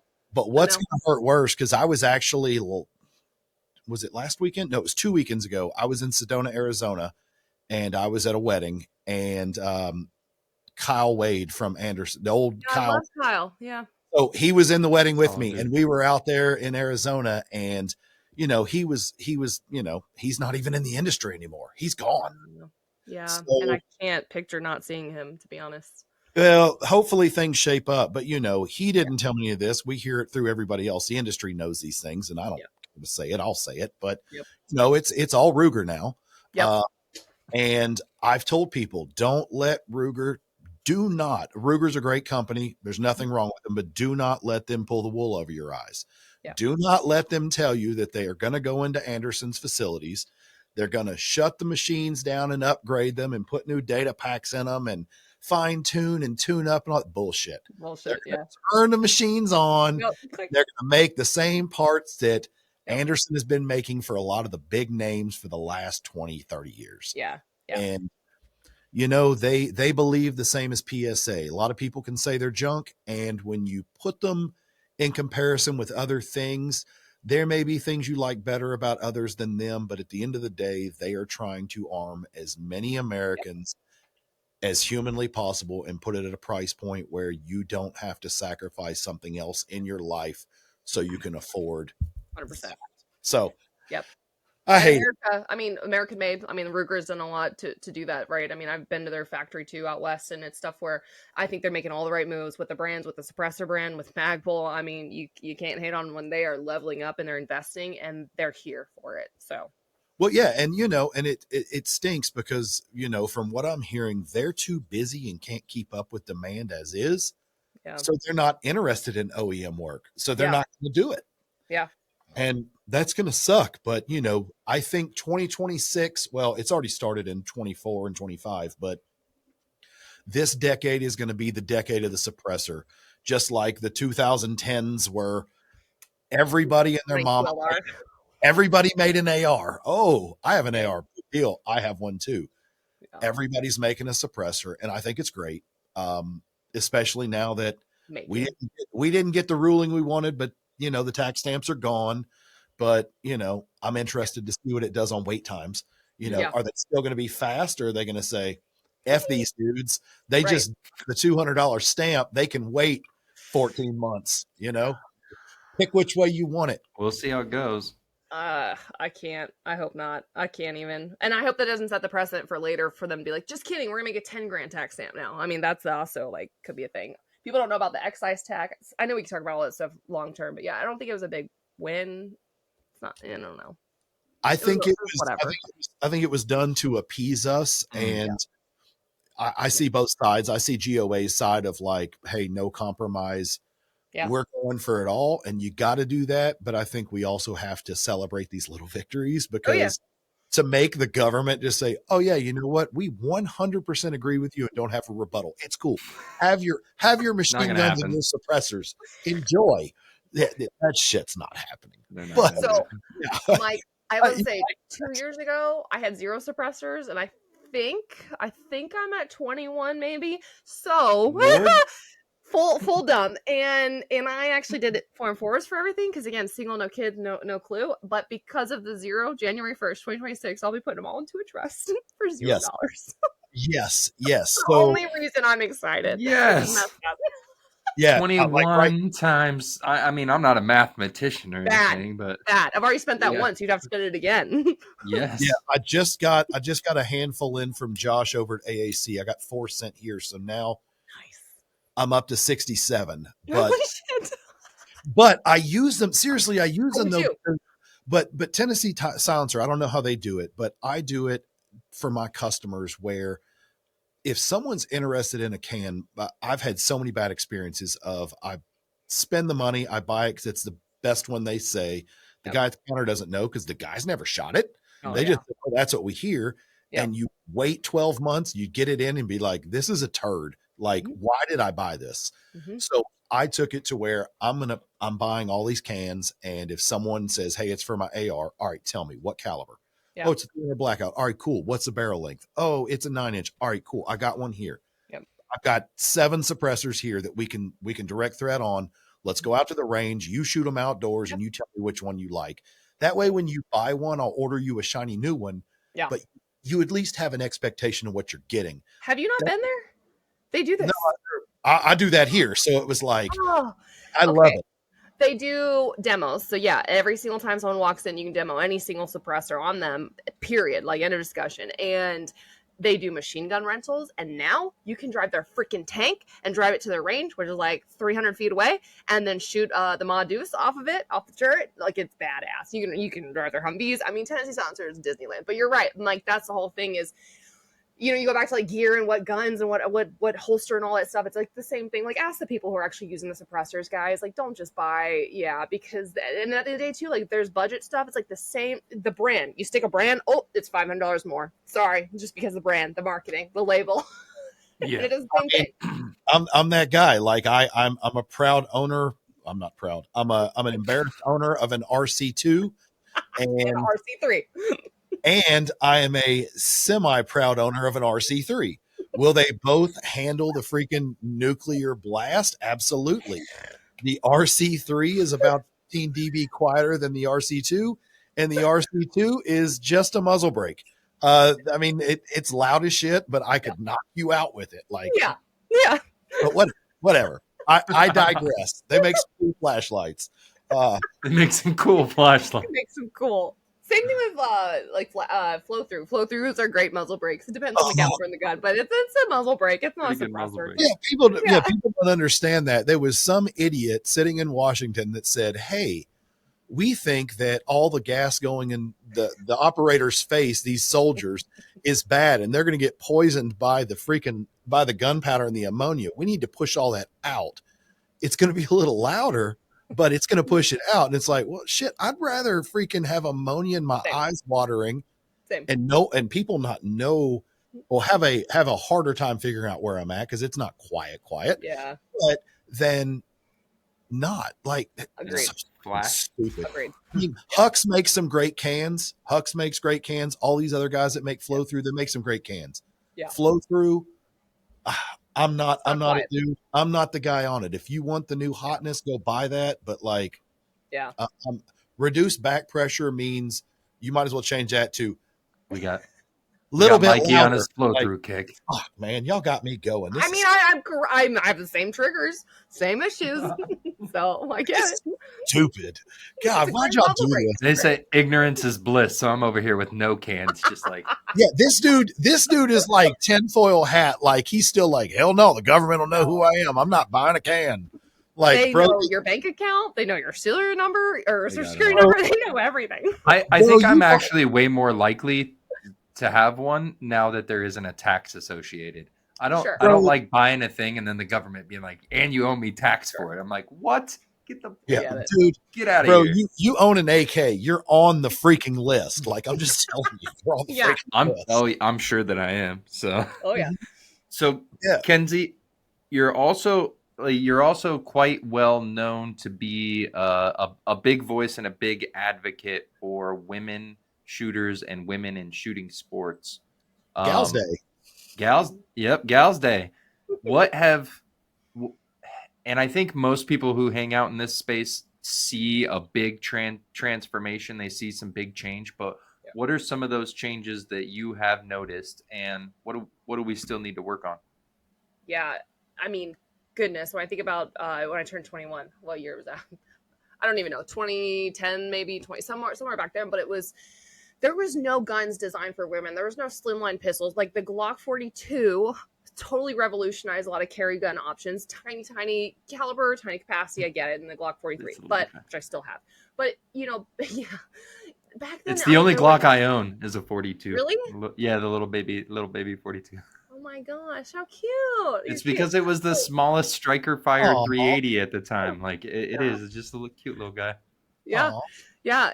And like seeing the growth for the market for women in terms of holsters and off-body carry, which I'm not a huge fan of, but belly bands and like people that run a lot and all of the stuff where you can now carry without a belt loops, but it's still like a belt design. So people have no clue that whenever they open their mouth, especially in 2025, guys, and you're like, I can't carry on body, or I don't know how, or I can't carry a gun. Like, where am I going to put it? I'm in leggings. The excuses are out the freaking window. Like the women's range leggings. We didn't have leggings back then with belt loops. I looked like a dyke. I wore 5'11" men's shorts down to the knee. Oh, I have video. It is ugly. Okay. And I looked like a dude. And you know what? They had pockets, they had zippers, they had belt loops. Like I was like, holy shit, I can put stuff in here. And then you have women's clothes. And I remember, and I still have them, but the 5'11" range capris, no pockets. Hey, but we got belt loops. So you can run your person competition, but to carry your stuff, but you got belt loops.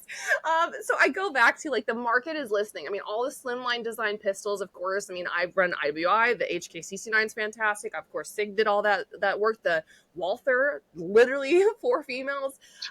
So that's really cool. And then the stuff that I wish the market or like people would still work on is how do I say this politely, is not assuming women don't know stuff anymore, or not talking down to women, Mansplaining. yeah, or just the first impressions, like even if they're just themselves, like men just have to learn how to speak to women a little bit differently, and it's only just because of how women kind of pick up on body tone and body language, and maybe they don't need it just blunt to their face, like they need to explain why. So it's stuff where just honestly educating women is a little bit different, teaching them is a little bit different, and sometimes maybe it can't come from a male.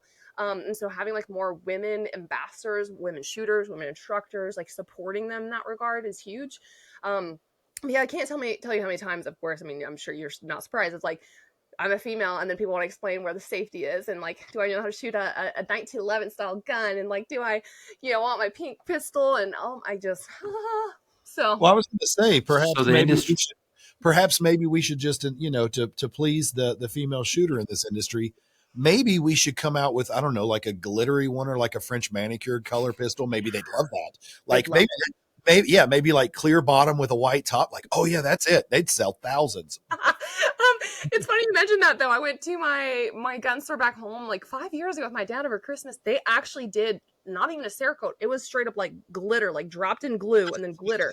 And I was like, dude, if you stick that in your pants, like you're going to have like you're going to look like you have Hitler. Like you're at a strip club in your pants. I mean, it was real. I have that video or picture somewhere on the internet somewhere. So I'm going to nerd out with you. I'm going to nerd out with you for a second because I am going to do a fun thing that I did with Cerakote. I'll have to send you pictures. So you're a Harry Potter fan. Yeah. All right. So is my wife.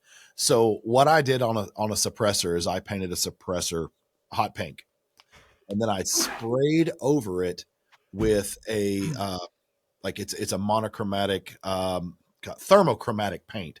Okay. So you paint it on black. So it's kind of like the Marauders map. Marauders map. So it changes when it heats up.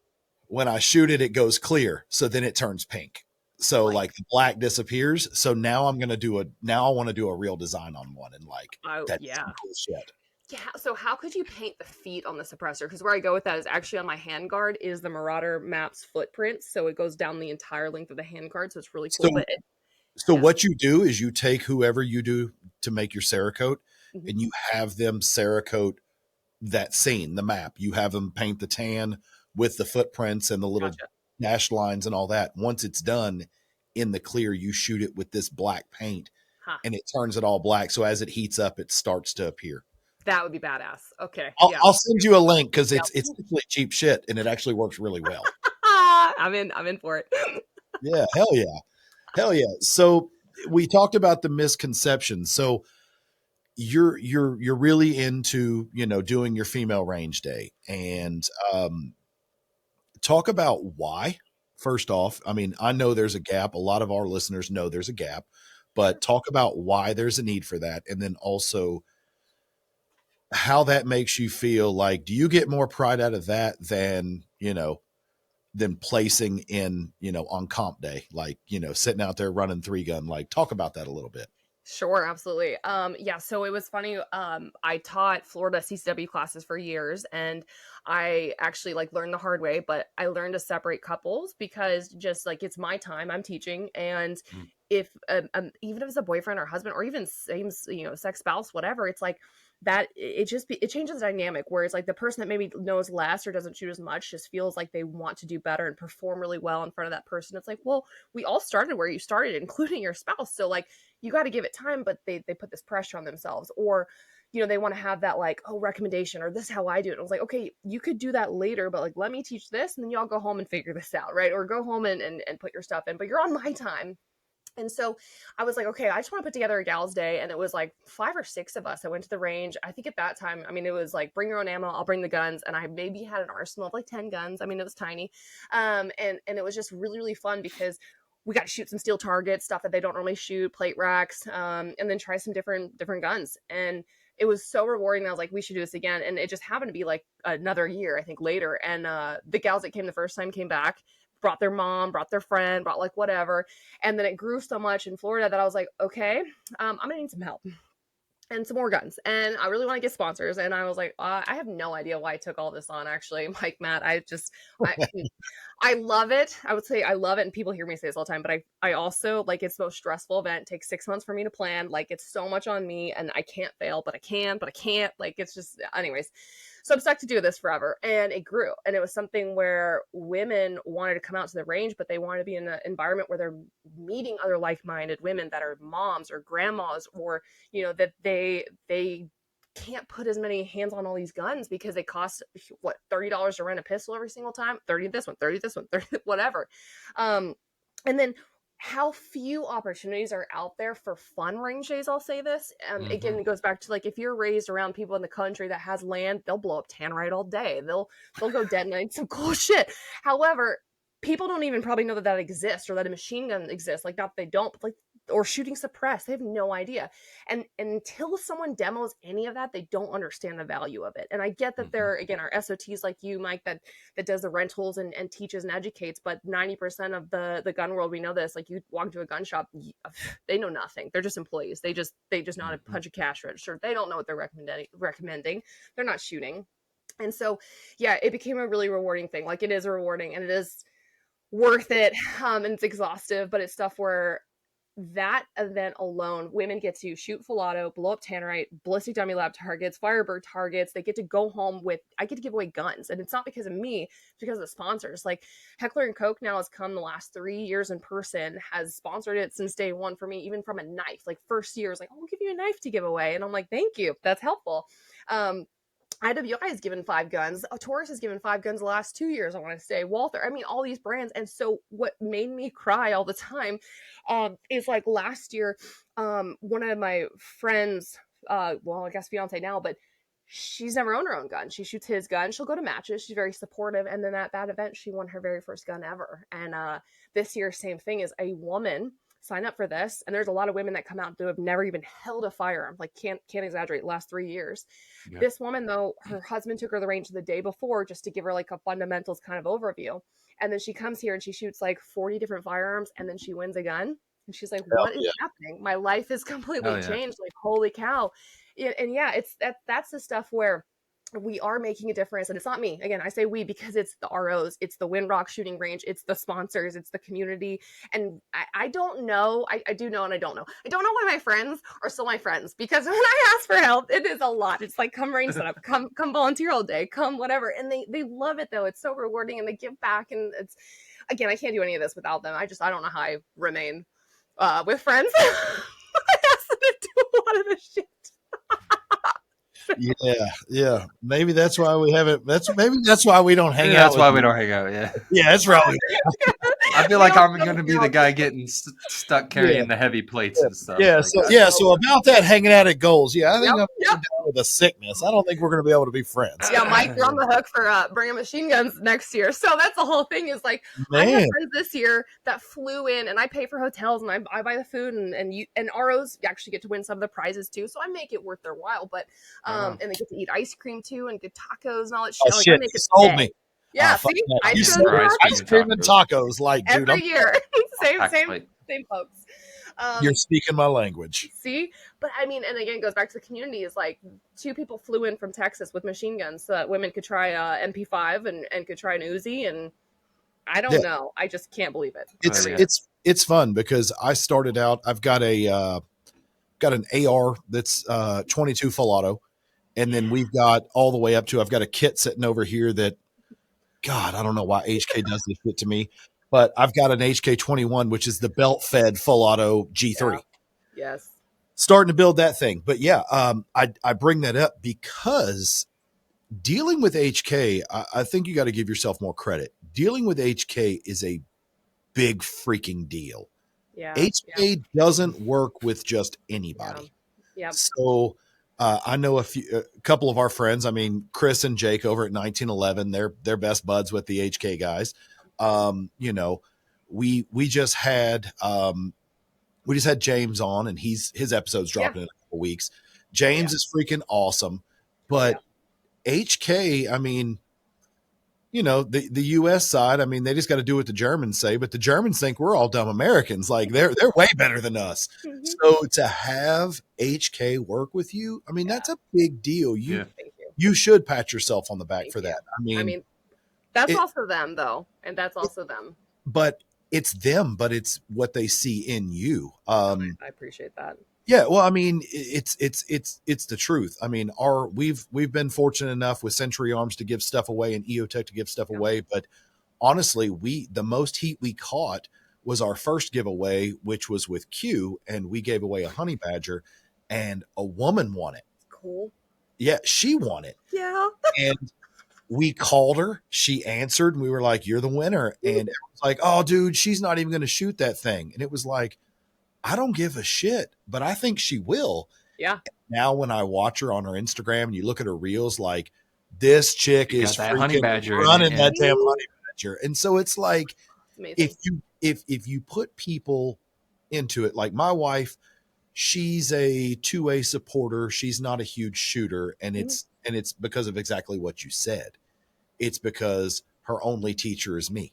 Yeah. And it's tough for me to teach someone because I'm the guy that's I'm not saying I'm gifted because I don't compete and I don't do that shit.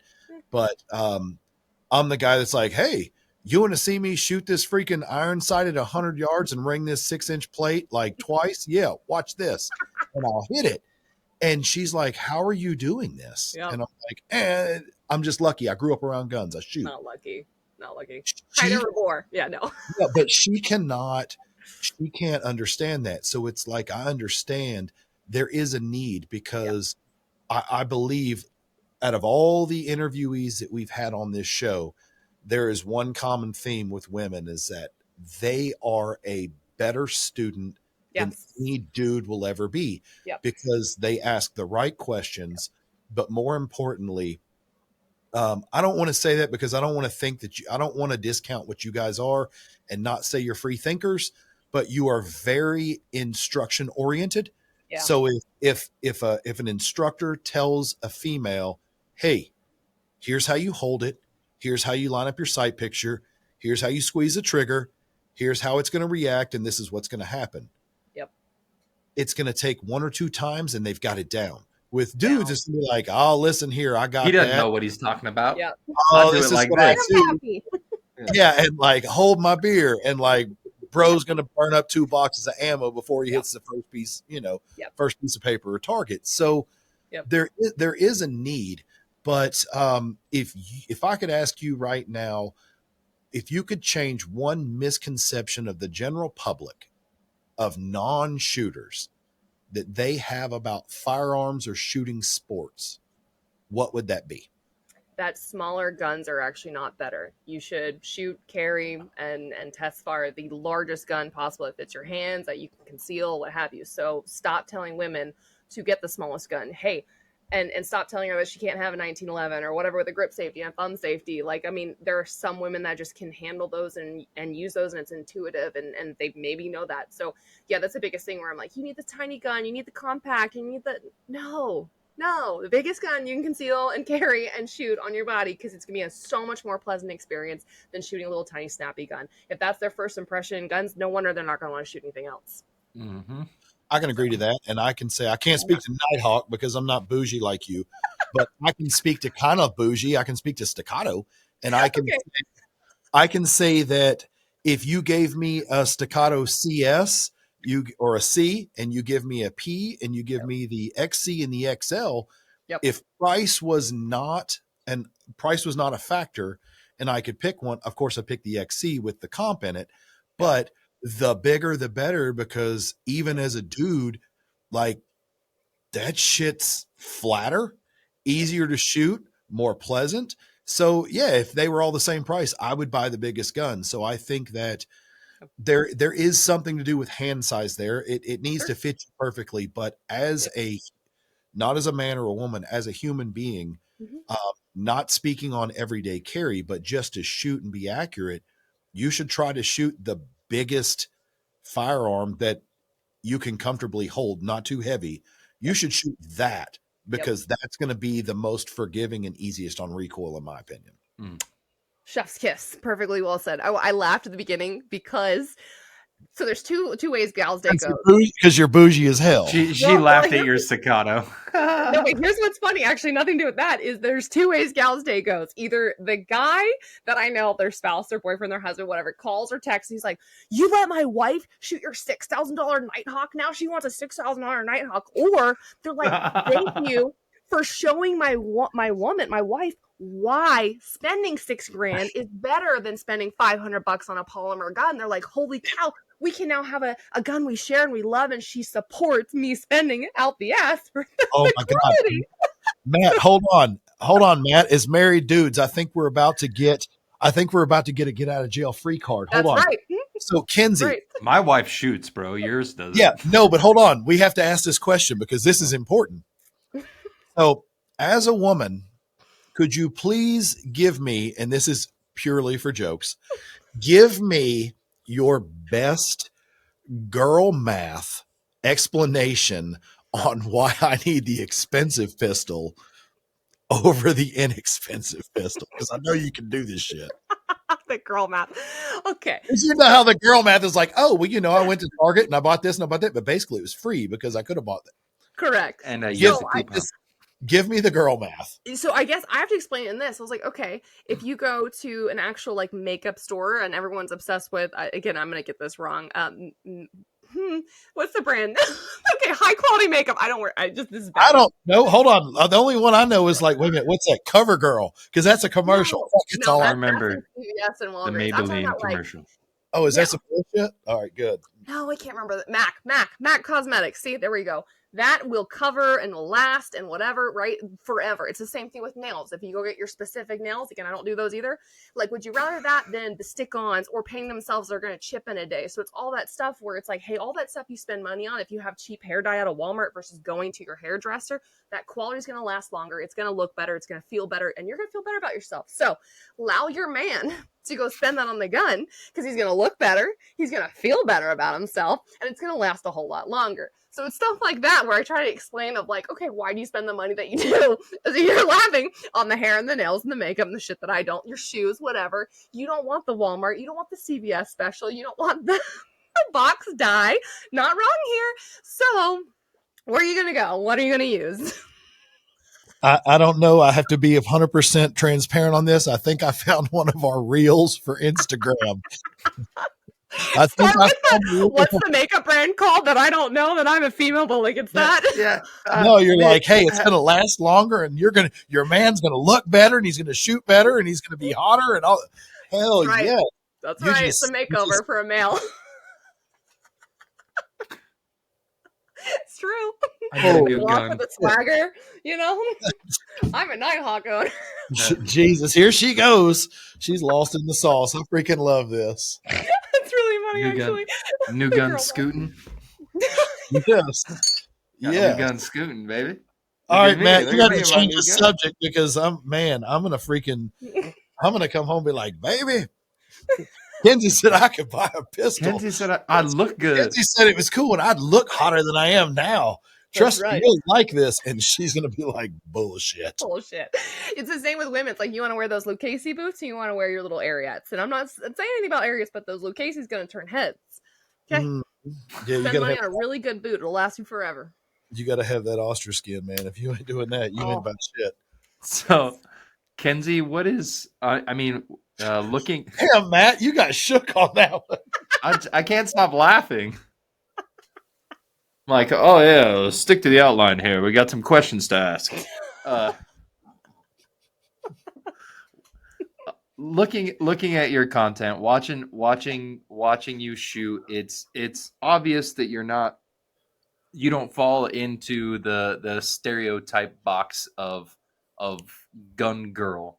So what is your philosophy when it comes to being an authentic Second Amendment person, an authentic shooter versus being on brand or being trendy in social media? 4 clicks. Yeah. I think that's a decision everyone makes. I respect the women too that take a full-time salary from these brands to shoot them and all that. And I think that's incredible. It's, that's their career path, and that who wouldn't want that, right?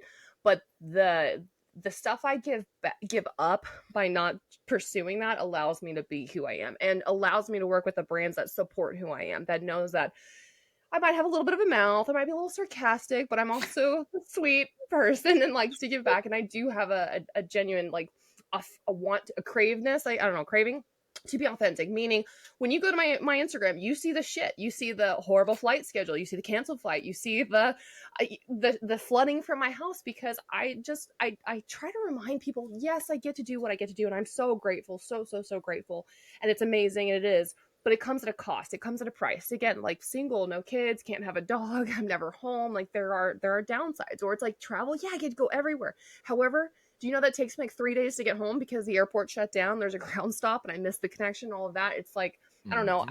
I just try to show that I'm a human. I have emotions, I have feelings, I have tough stuff too. And I don't like that social media is like what people want you to see, and it's like a highlight reel, and it's not reality, because that adds to depression and envy and all this stuff. And even when people DM me and they're like, "You're so lucky," and I change this word. I'm not lucky. I might be lucky in stuff and connections and timing.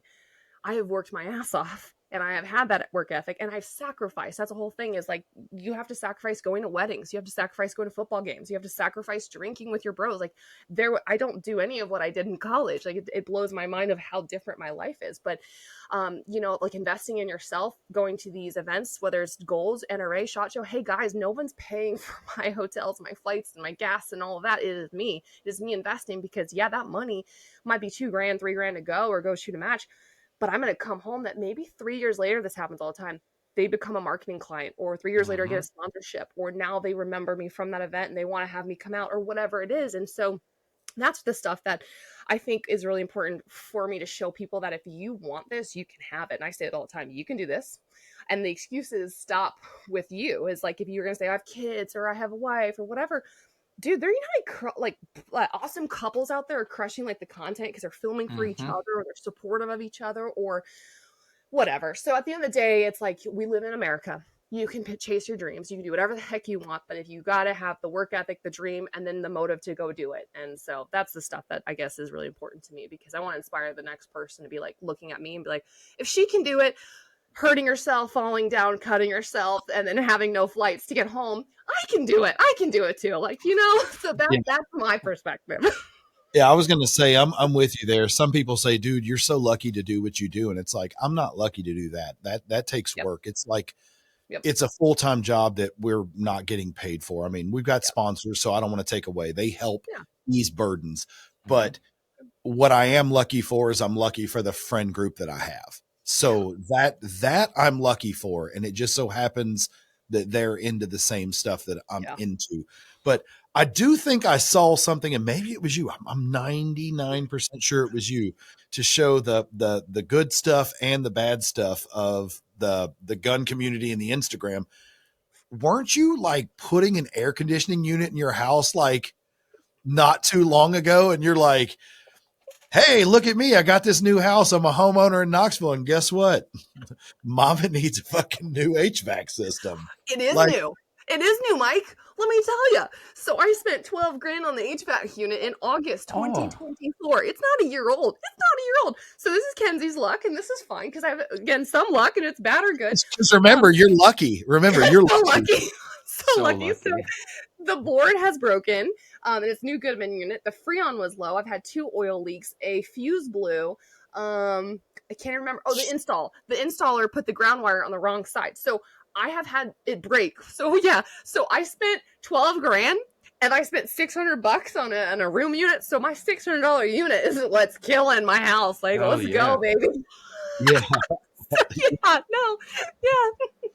I'm so fucking lucky. Let me tell you. Shout out those little Amazon room coolers. Shout them out. Hell yeah. I've never had one. I mean, in Florida, like growing up, again, I have a generator now in Tennessee because we got hit with a hurricane, even though we're not supposed to have hurricanes in Tennessee. Oh yeah, Florida. Yeah, we get hurricanes in the mountains. Don't you know that shit? Yeah. I need to use it for AC because I don't live in Florida anymore. That makes sense.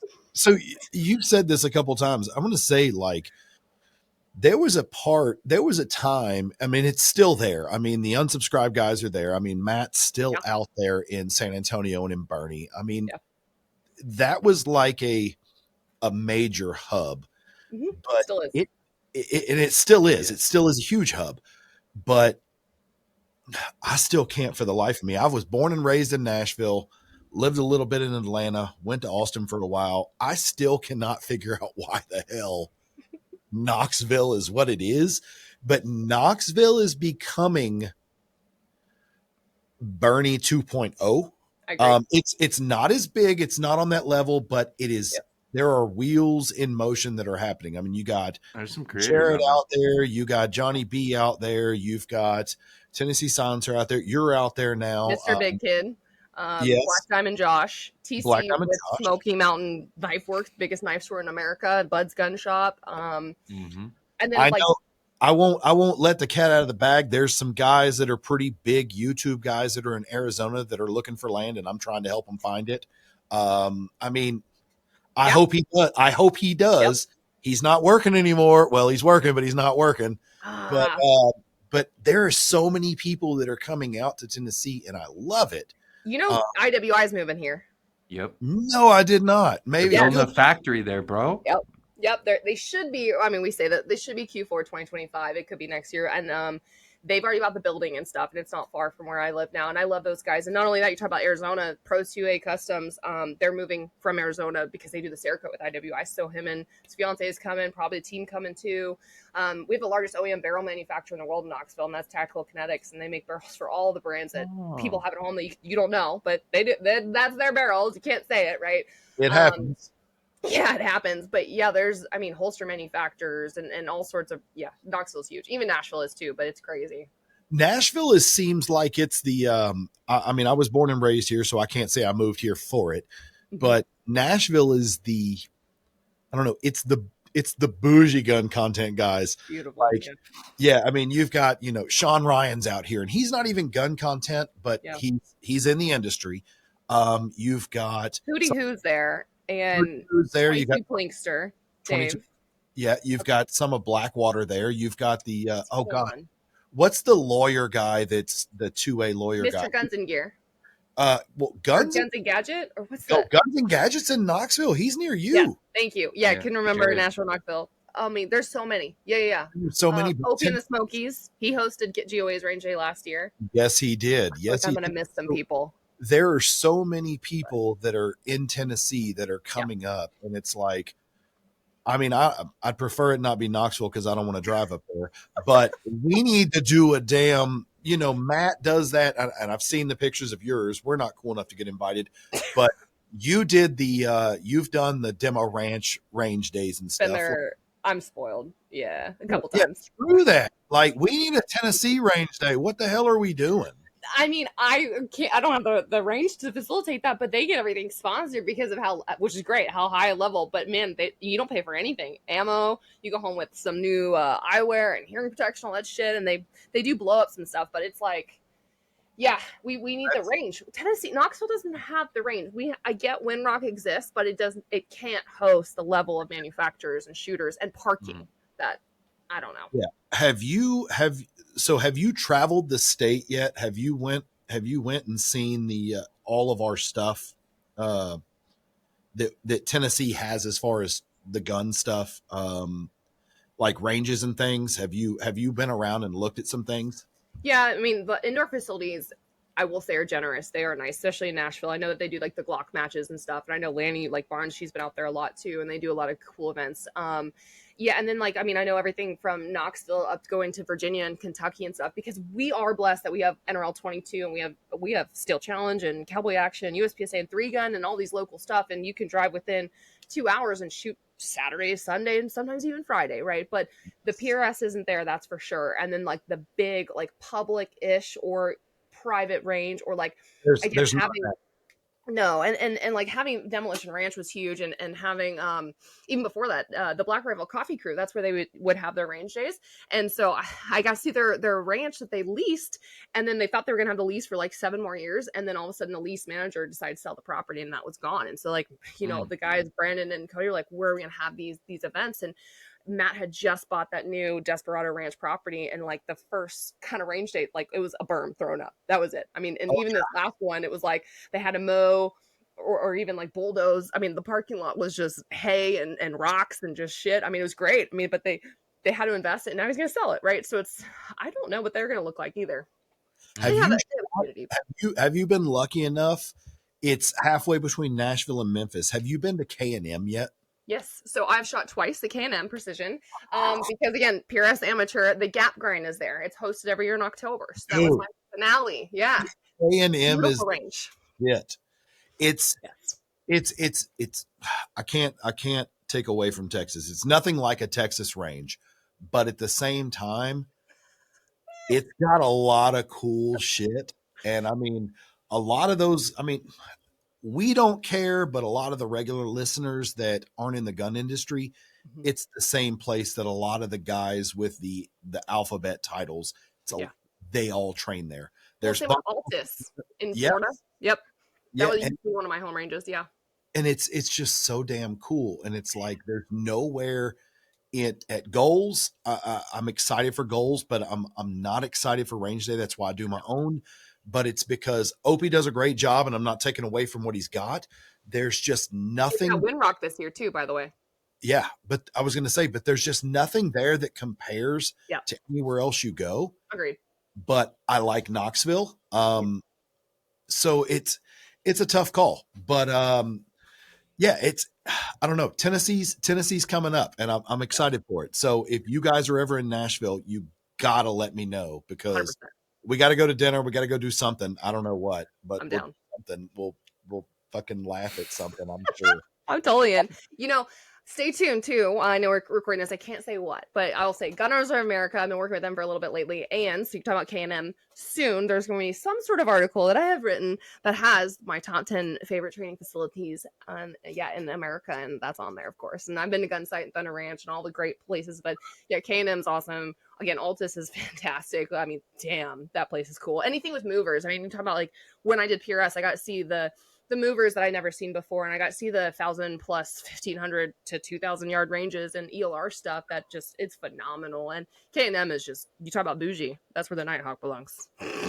So before we get into the social media stuff, there was one last thing I wanted to ask you. Damn it. I just had it. Oh man. I was like, hold on. I got to tell Kenzie, I got to ask her this. And I already forgot what the hell it was. Anyway, we'll come back to that. Okay. So let's go to your me ADHD. It happens. Whatever. Ooh, shiny. Ooh, what is that? The shiny. So let's talk about you and your social media and your content creation. What is something that people don't see behind the scenes of your content creation? It's all me. It's all me. Besides pandemonium. It's all me, yeah. So I will say, like, I haven't posted as much as I normally do. And so behind the scenes now, just FYI, the reason I did so much better, I feel like in the last couple months, is because I've been using a third-party platform to post on the platforms that I want to. But goal, like here's a goal and here's a pro tip too coming from me, is like adding these brands as collaborators as Instagram has changed. That's been a huge game changer for brands that are hungry and thirsty for content. And so I wish more people, even if you won a product at a match or you got something given to you, like show love to those brands. And so like for me, for social media stuff is like, yeah, I mean, I know I am sponsored shooter and I love posting about the brands I shoot for, but something like kind of that I talk about before then with brands is like, hey, I'm going to post other stuff too, because I get given a lot and I'm grateful for it. I get to keep it. It's like when I write something and I get a gun and I'm excited, genuinely excited. I want to show a video. I want to show a burn down, or I want to show you, what I have that's new. So stuff that like excites me is that's going to end up on my Instagram too. So like when brands send me stuff, I'm looking at a gun over here to the right that I'm debuting this weekend, actually in a match coming up on Saturday. So, and I'm really excited for this, but yeah. Little in.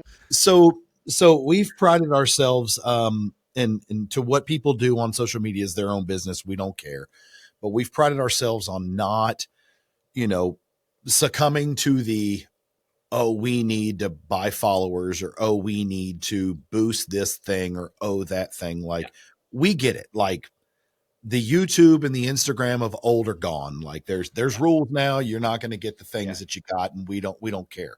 Yep. So we've never had that viral post. Maybe the Dyke thing will get us, but I'm not sure.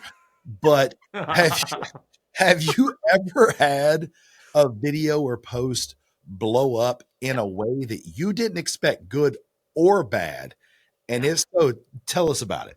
Yeah, actually a couple. I mean, I thought I would do well. I didn't think it would go to the extreme, but honestly, shooting and meeting Jack Carr was huge. And where I go with that, and the reason I was excited is it's not just a meet. Like I keep in touch with him, and he's been a huge role model for me because I'm a big reader. I've read my entire life, but the fact that he planned his like exit from the military to pre-plan like writing and coming out and like building a career for himself, and for his family and supporting it after the military, that's stuff that a lot of people don't plan for.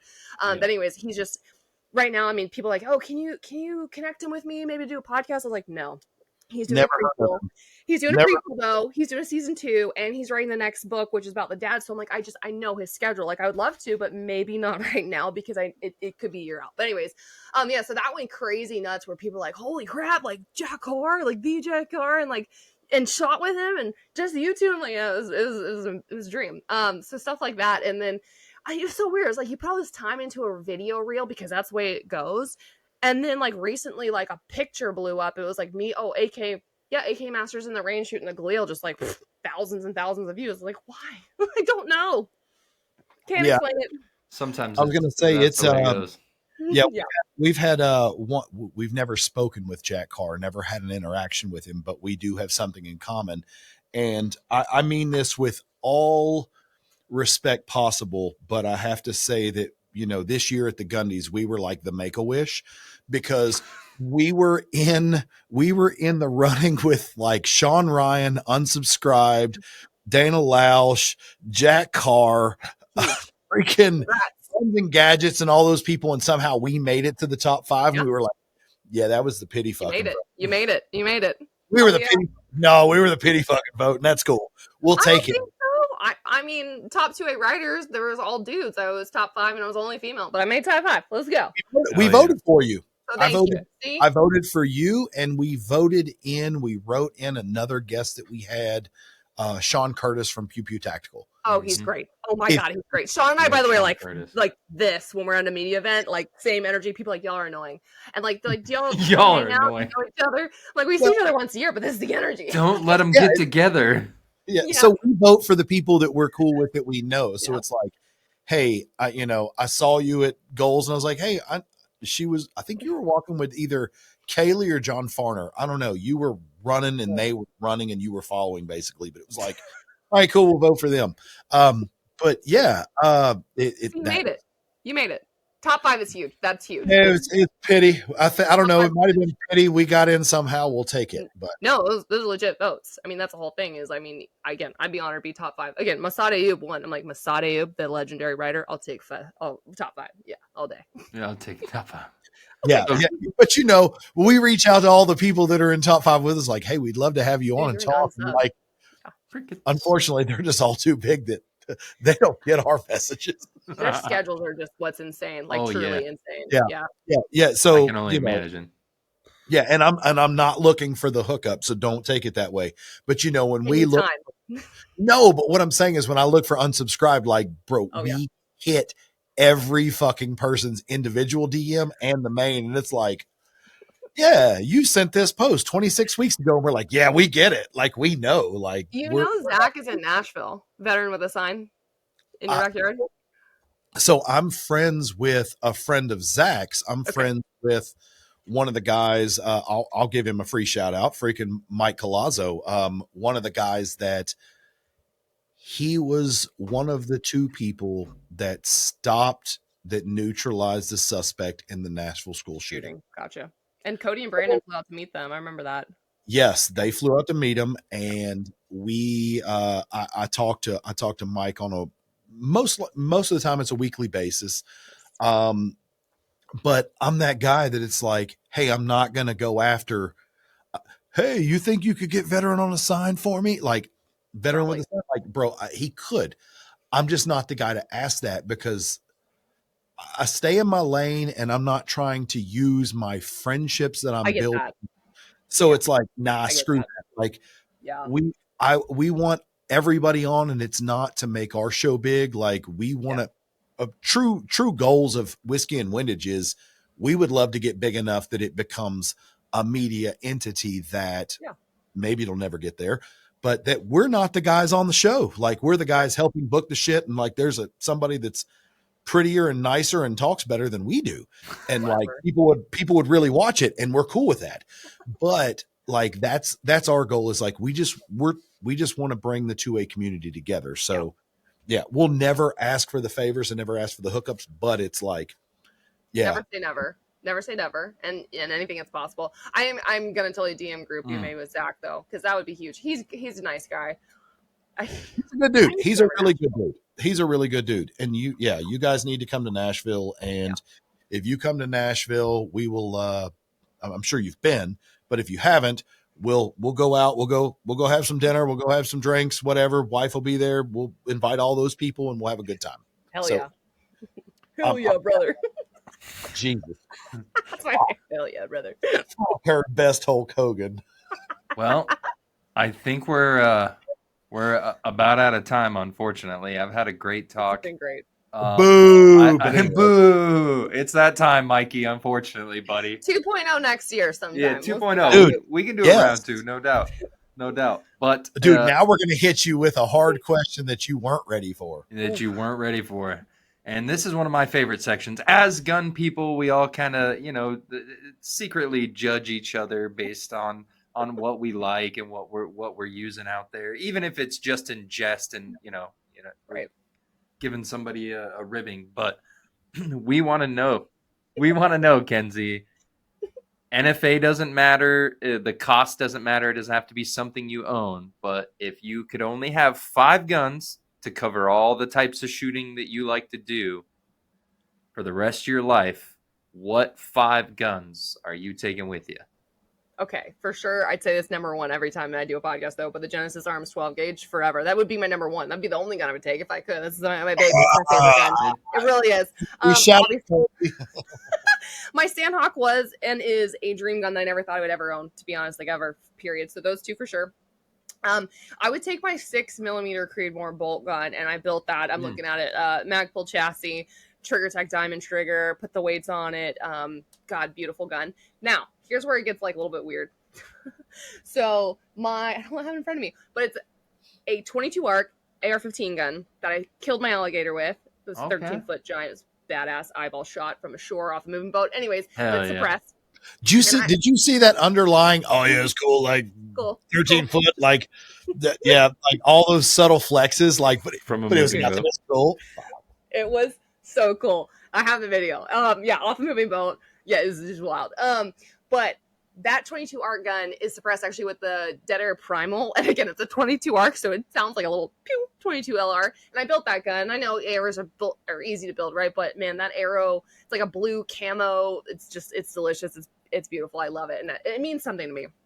The other one, and I can show you. Delicious. Delicious. She calls every gun like, oh, it's so delicious. It really is. Now, this is my nasty dinosaur gun that I'm obsessed with. All right, this is it. This is number 5 right here. So this is a Rossi, the R95 3030. Okay. Midwest Industries parts though. This thing is sick as shit, and it's black and like OD green. This had the EOTech on it. I think I threw it on another gun, but we went full dumb.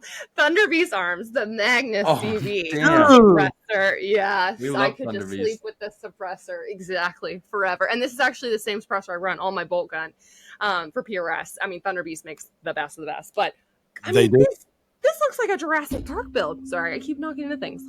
It's cool. Yeah, so this. And it sounds like nothing. A 3030 with the suppressor. I was going to say, we've had Thunder Beast on too, and it's like, hell yeah. Man, dude, who did we have on from Thunder Beast? Was it Sam? Yes, it was Sam. Yeah. Like the guy who is like the most soft-spoken, non-enthusiastic guy on the planet. And when you meet him, he's built like fucking Wreck-It Ralph. Like, this fucking dude is a monster. He is an and it's like, the moment I saw him, it was like I ended every sentence with "sir." Yeah. Because I knew that he would like put me in his fucking pocket and hurt me. He's nice, but when you see the dude, you're like, I know. Yeah, he's 3 inches shorter than me and 100 pounds heavier. Like, and you're like, yes, sir. Brick shit house. Like, have I told you that I loved you today? Because it's funny. I was in Wyoming, 2 months ago. Yeah, I got to tour Thunder Beast. I didn't know enough about. I've toured a lot of manufacturing plant stuff. I didn't know enough about their suppressors.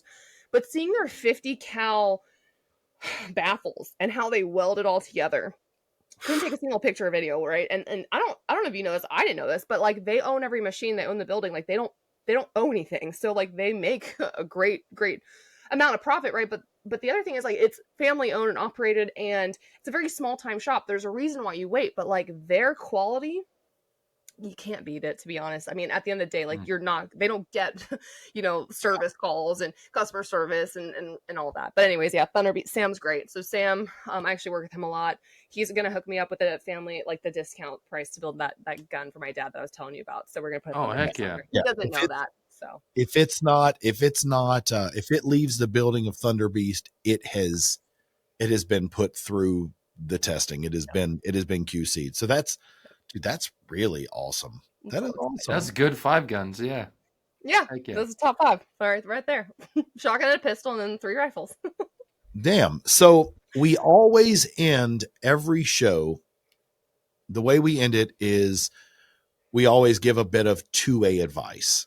And I typically tell people that you don't have to be, standing on Capitol Hill, trying to, be the next wave of change in the courthouse. And I always tell people, just take a new person shooting. If you can do that, you're doing your job. But I'm going to ask you, Kenzie, what is your, if you're just a person listening to the podcast and just, hey, how can I help? I don't have much money. I don't have much time to go to the courthouse and take away from work. Like, how can I be a better steward of the Second Amendment? What would you tell them? I would say be the best human you can be, to a point where it sounds weird, but like there's 2 sides obviously with the country division and all the other politics in between. But at the end of the day, if you can just be the best human, period, as polite as possible. The reason I say that is because you represent, anyone listening, you represent guns, period. If you own a gun, if you're a pro gun, if you don't even mention that you have a gun, but you carry a gun or you own a gun, you represent our entire community. When you're a dick to someone on customer service, when you're rude in person, when you condescend, it sets us, our entire community back. And that's the stuff actually that I see in the community that hurts. Is, again, goes back to women's stuff. It's like when you wear a bathing suit and you shoot and you post it online, it just sets the whole community back, especially women. And it's like, we could just be so much better in that regard. And so I think about that is like, you could be the gateway to someone's entire perspective on guns, even if your conversation or your activity has nothing to do with it. So it's a lot of weight on your shoulder. You are responsible for a lot. So that's my thing. Love that. Love that. So before we close out, last thing, the easiest thing, softball question, tell everybody where they can find you and, plug your Instagram, plug your website, plug your training, plug all that. Thank you, guys. Yes, at 3GunKenzie. So it's on Instagram, it's on Facebook. It's 3GunKenzie.com. It's actually where my portfolio is. This podcast will be on there as part of my portfolio under podcasts. You can watch this. It'll be linked, have a photo, all of that. You can see my other podcasts. Those links to the articles and the video that you got to watch about the fastest shotguns on there. But the other stuff that's coming-ish, actually, I decided to rebrand this a couple of weeks ago. YouTube is Reticle Up for the YouTube, and I'm changing that to be at 3GunKenzie. So that'll be the new channel once this comes out, hopefully. So just be at 3GunKenzie, everything. Very easy to find. And I'll just leave people with this tidbit, is that if you have a question, I answer it. If you need anything, like, and I can help, or I can bring a gun to demo or to a match or free to bar, I sincerely mean this. I am here to help. I'm here to be a resource. I'm here to answer questions, and like anything that you need help with, I'm here to help, and I mean that. So take advantage of it. Hell yeah. Thank you, guys. Thank you for having this. Thanks for giving me a voice. Yeah, dude, that is awesome. So we've wrapped up to the end, so we'll go ahead and close out, and I'm going to take you up on that. I'm going to need to borrow that Nighthawk. And anytime. Hell yeah. Anytime. Yeah, so on behalf of Kenzie and Matt, I'm Mike, and thank you so much for watching. We will catch you guys next time. Thanks for watching. Thanks, guys.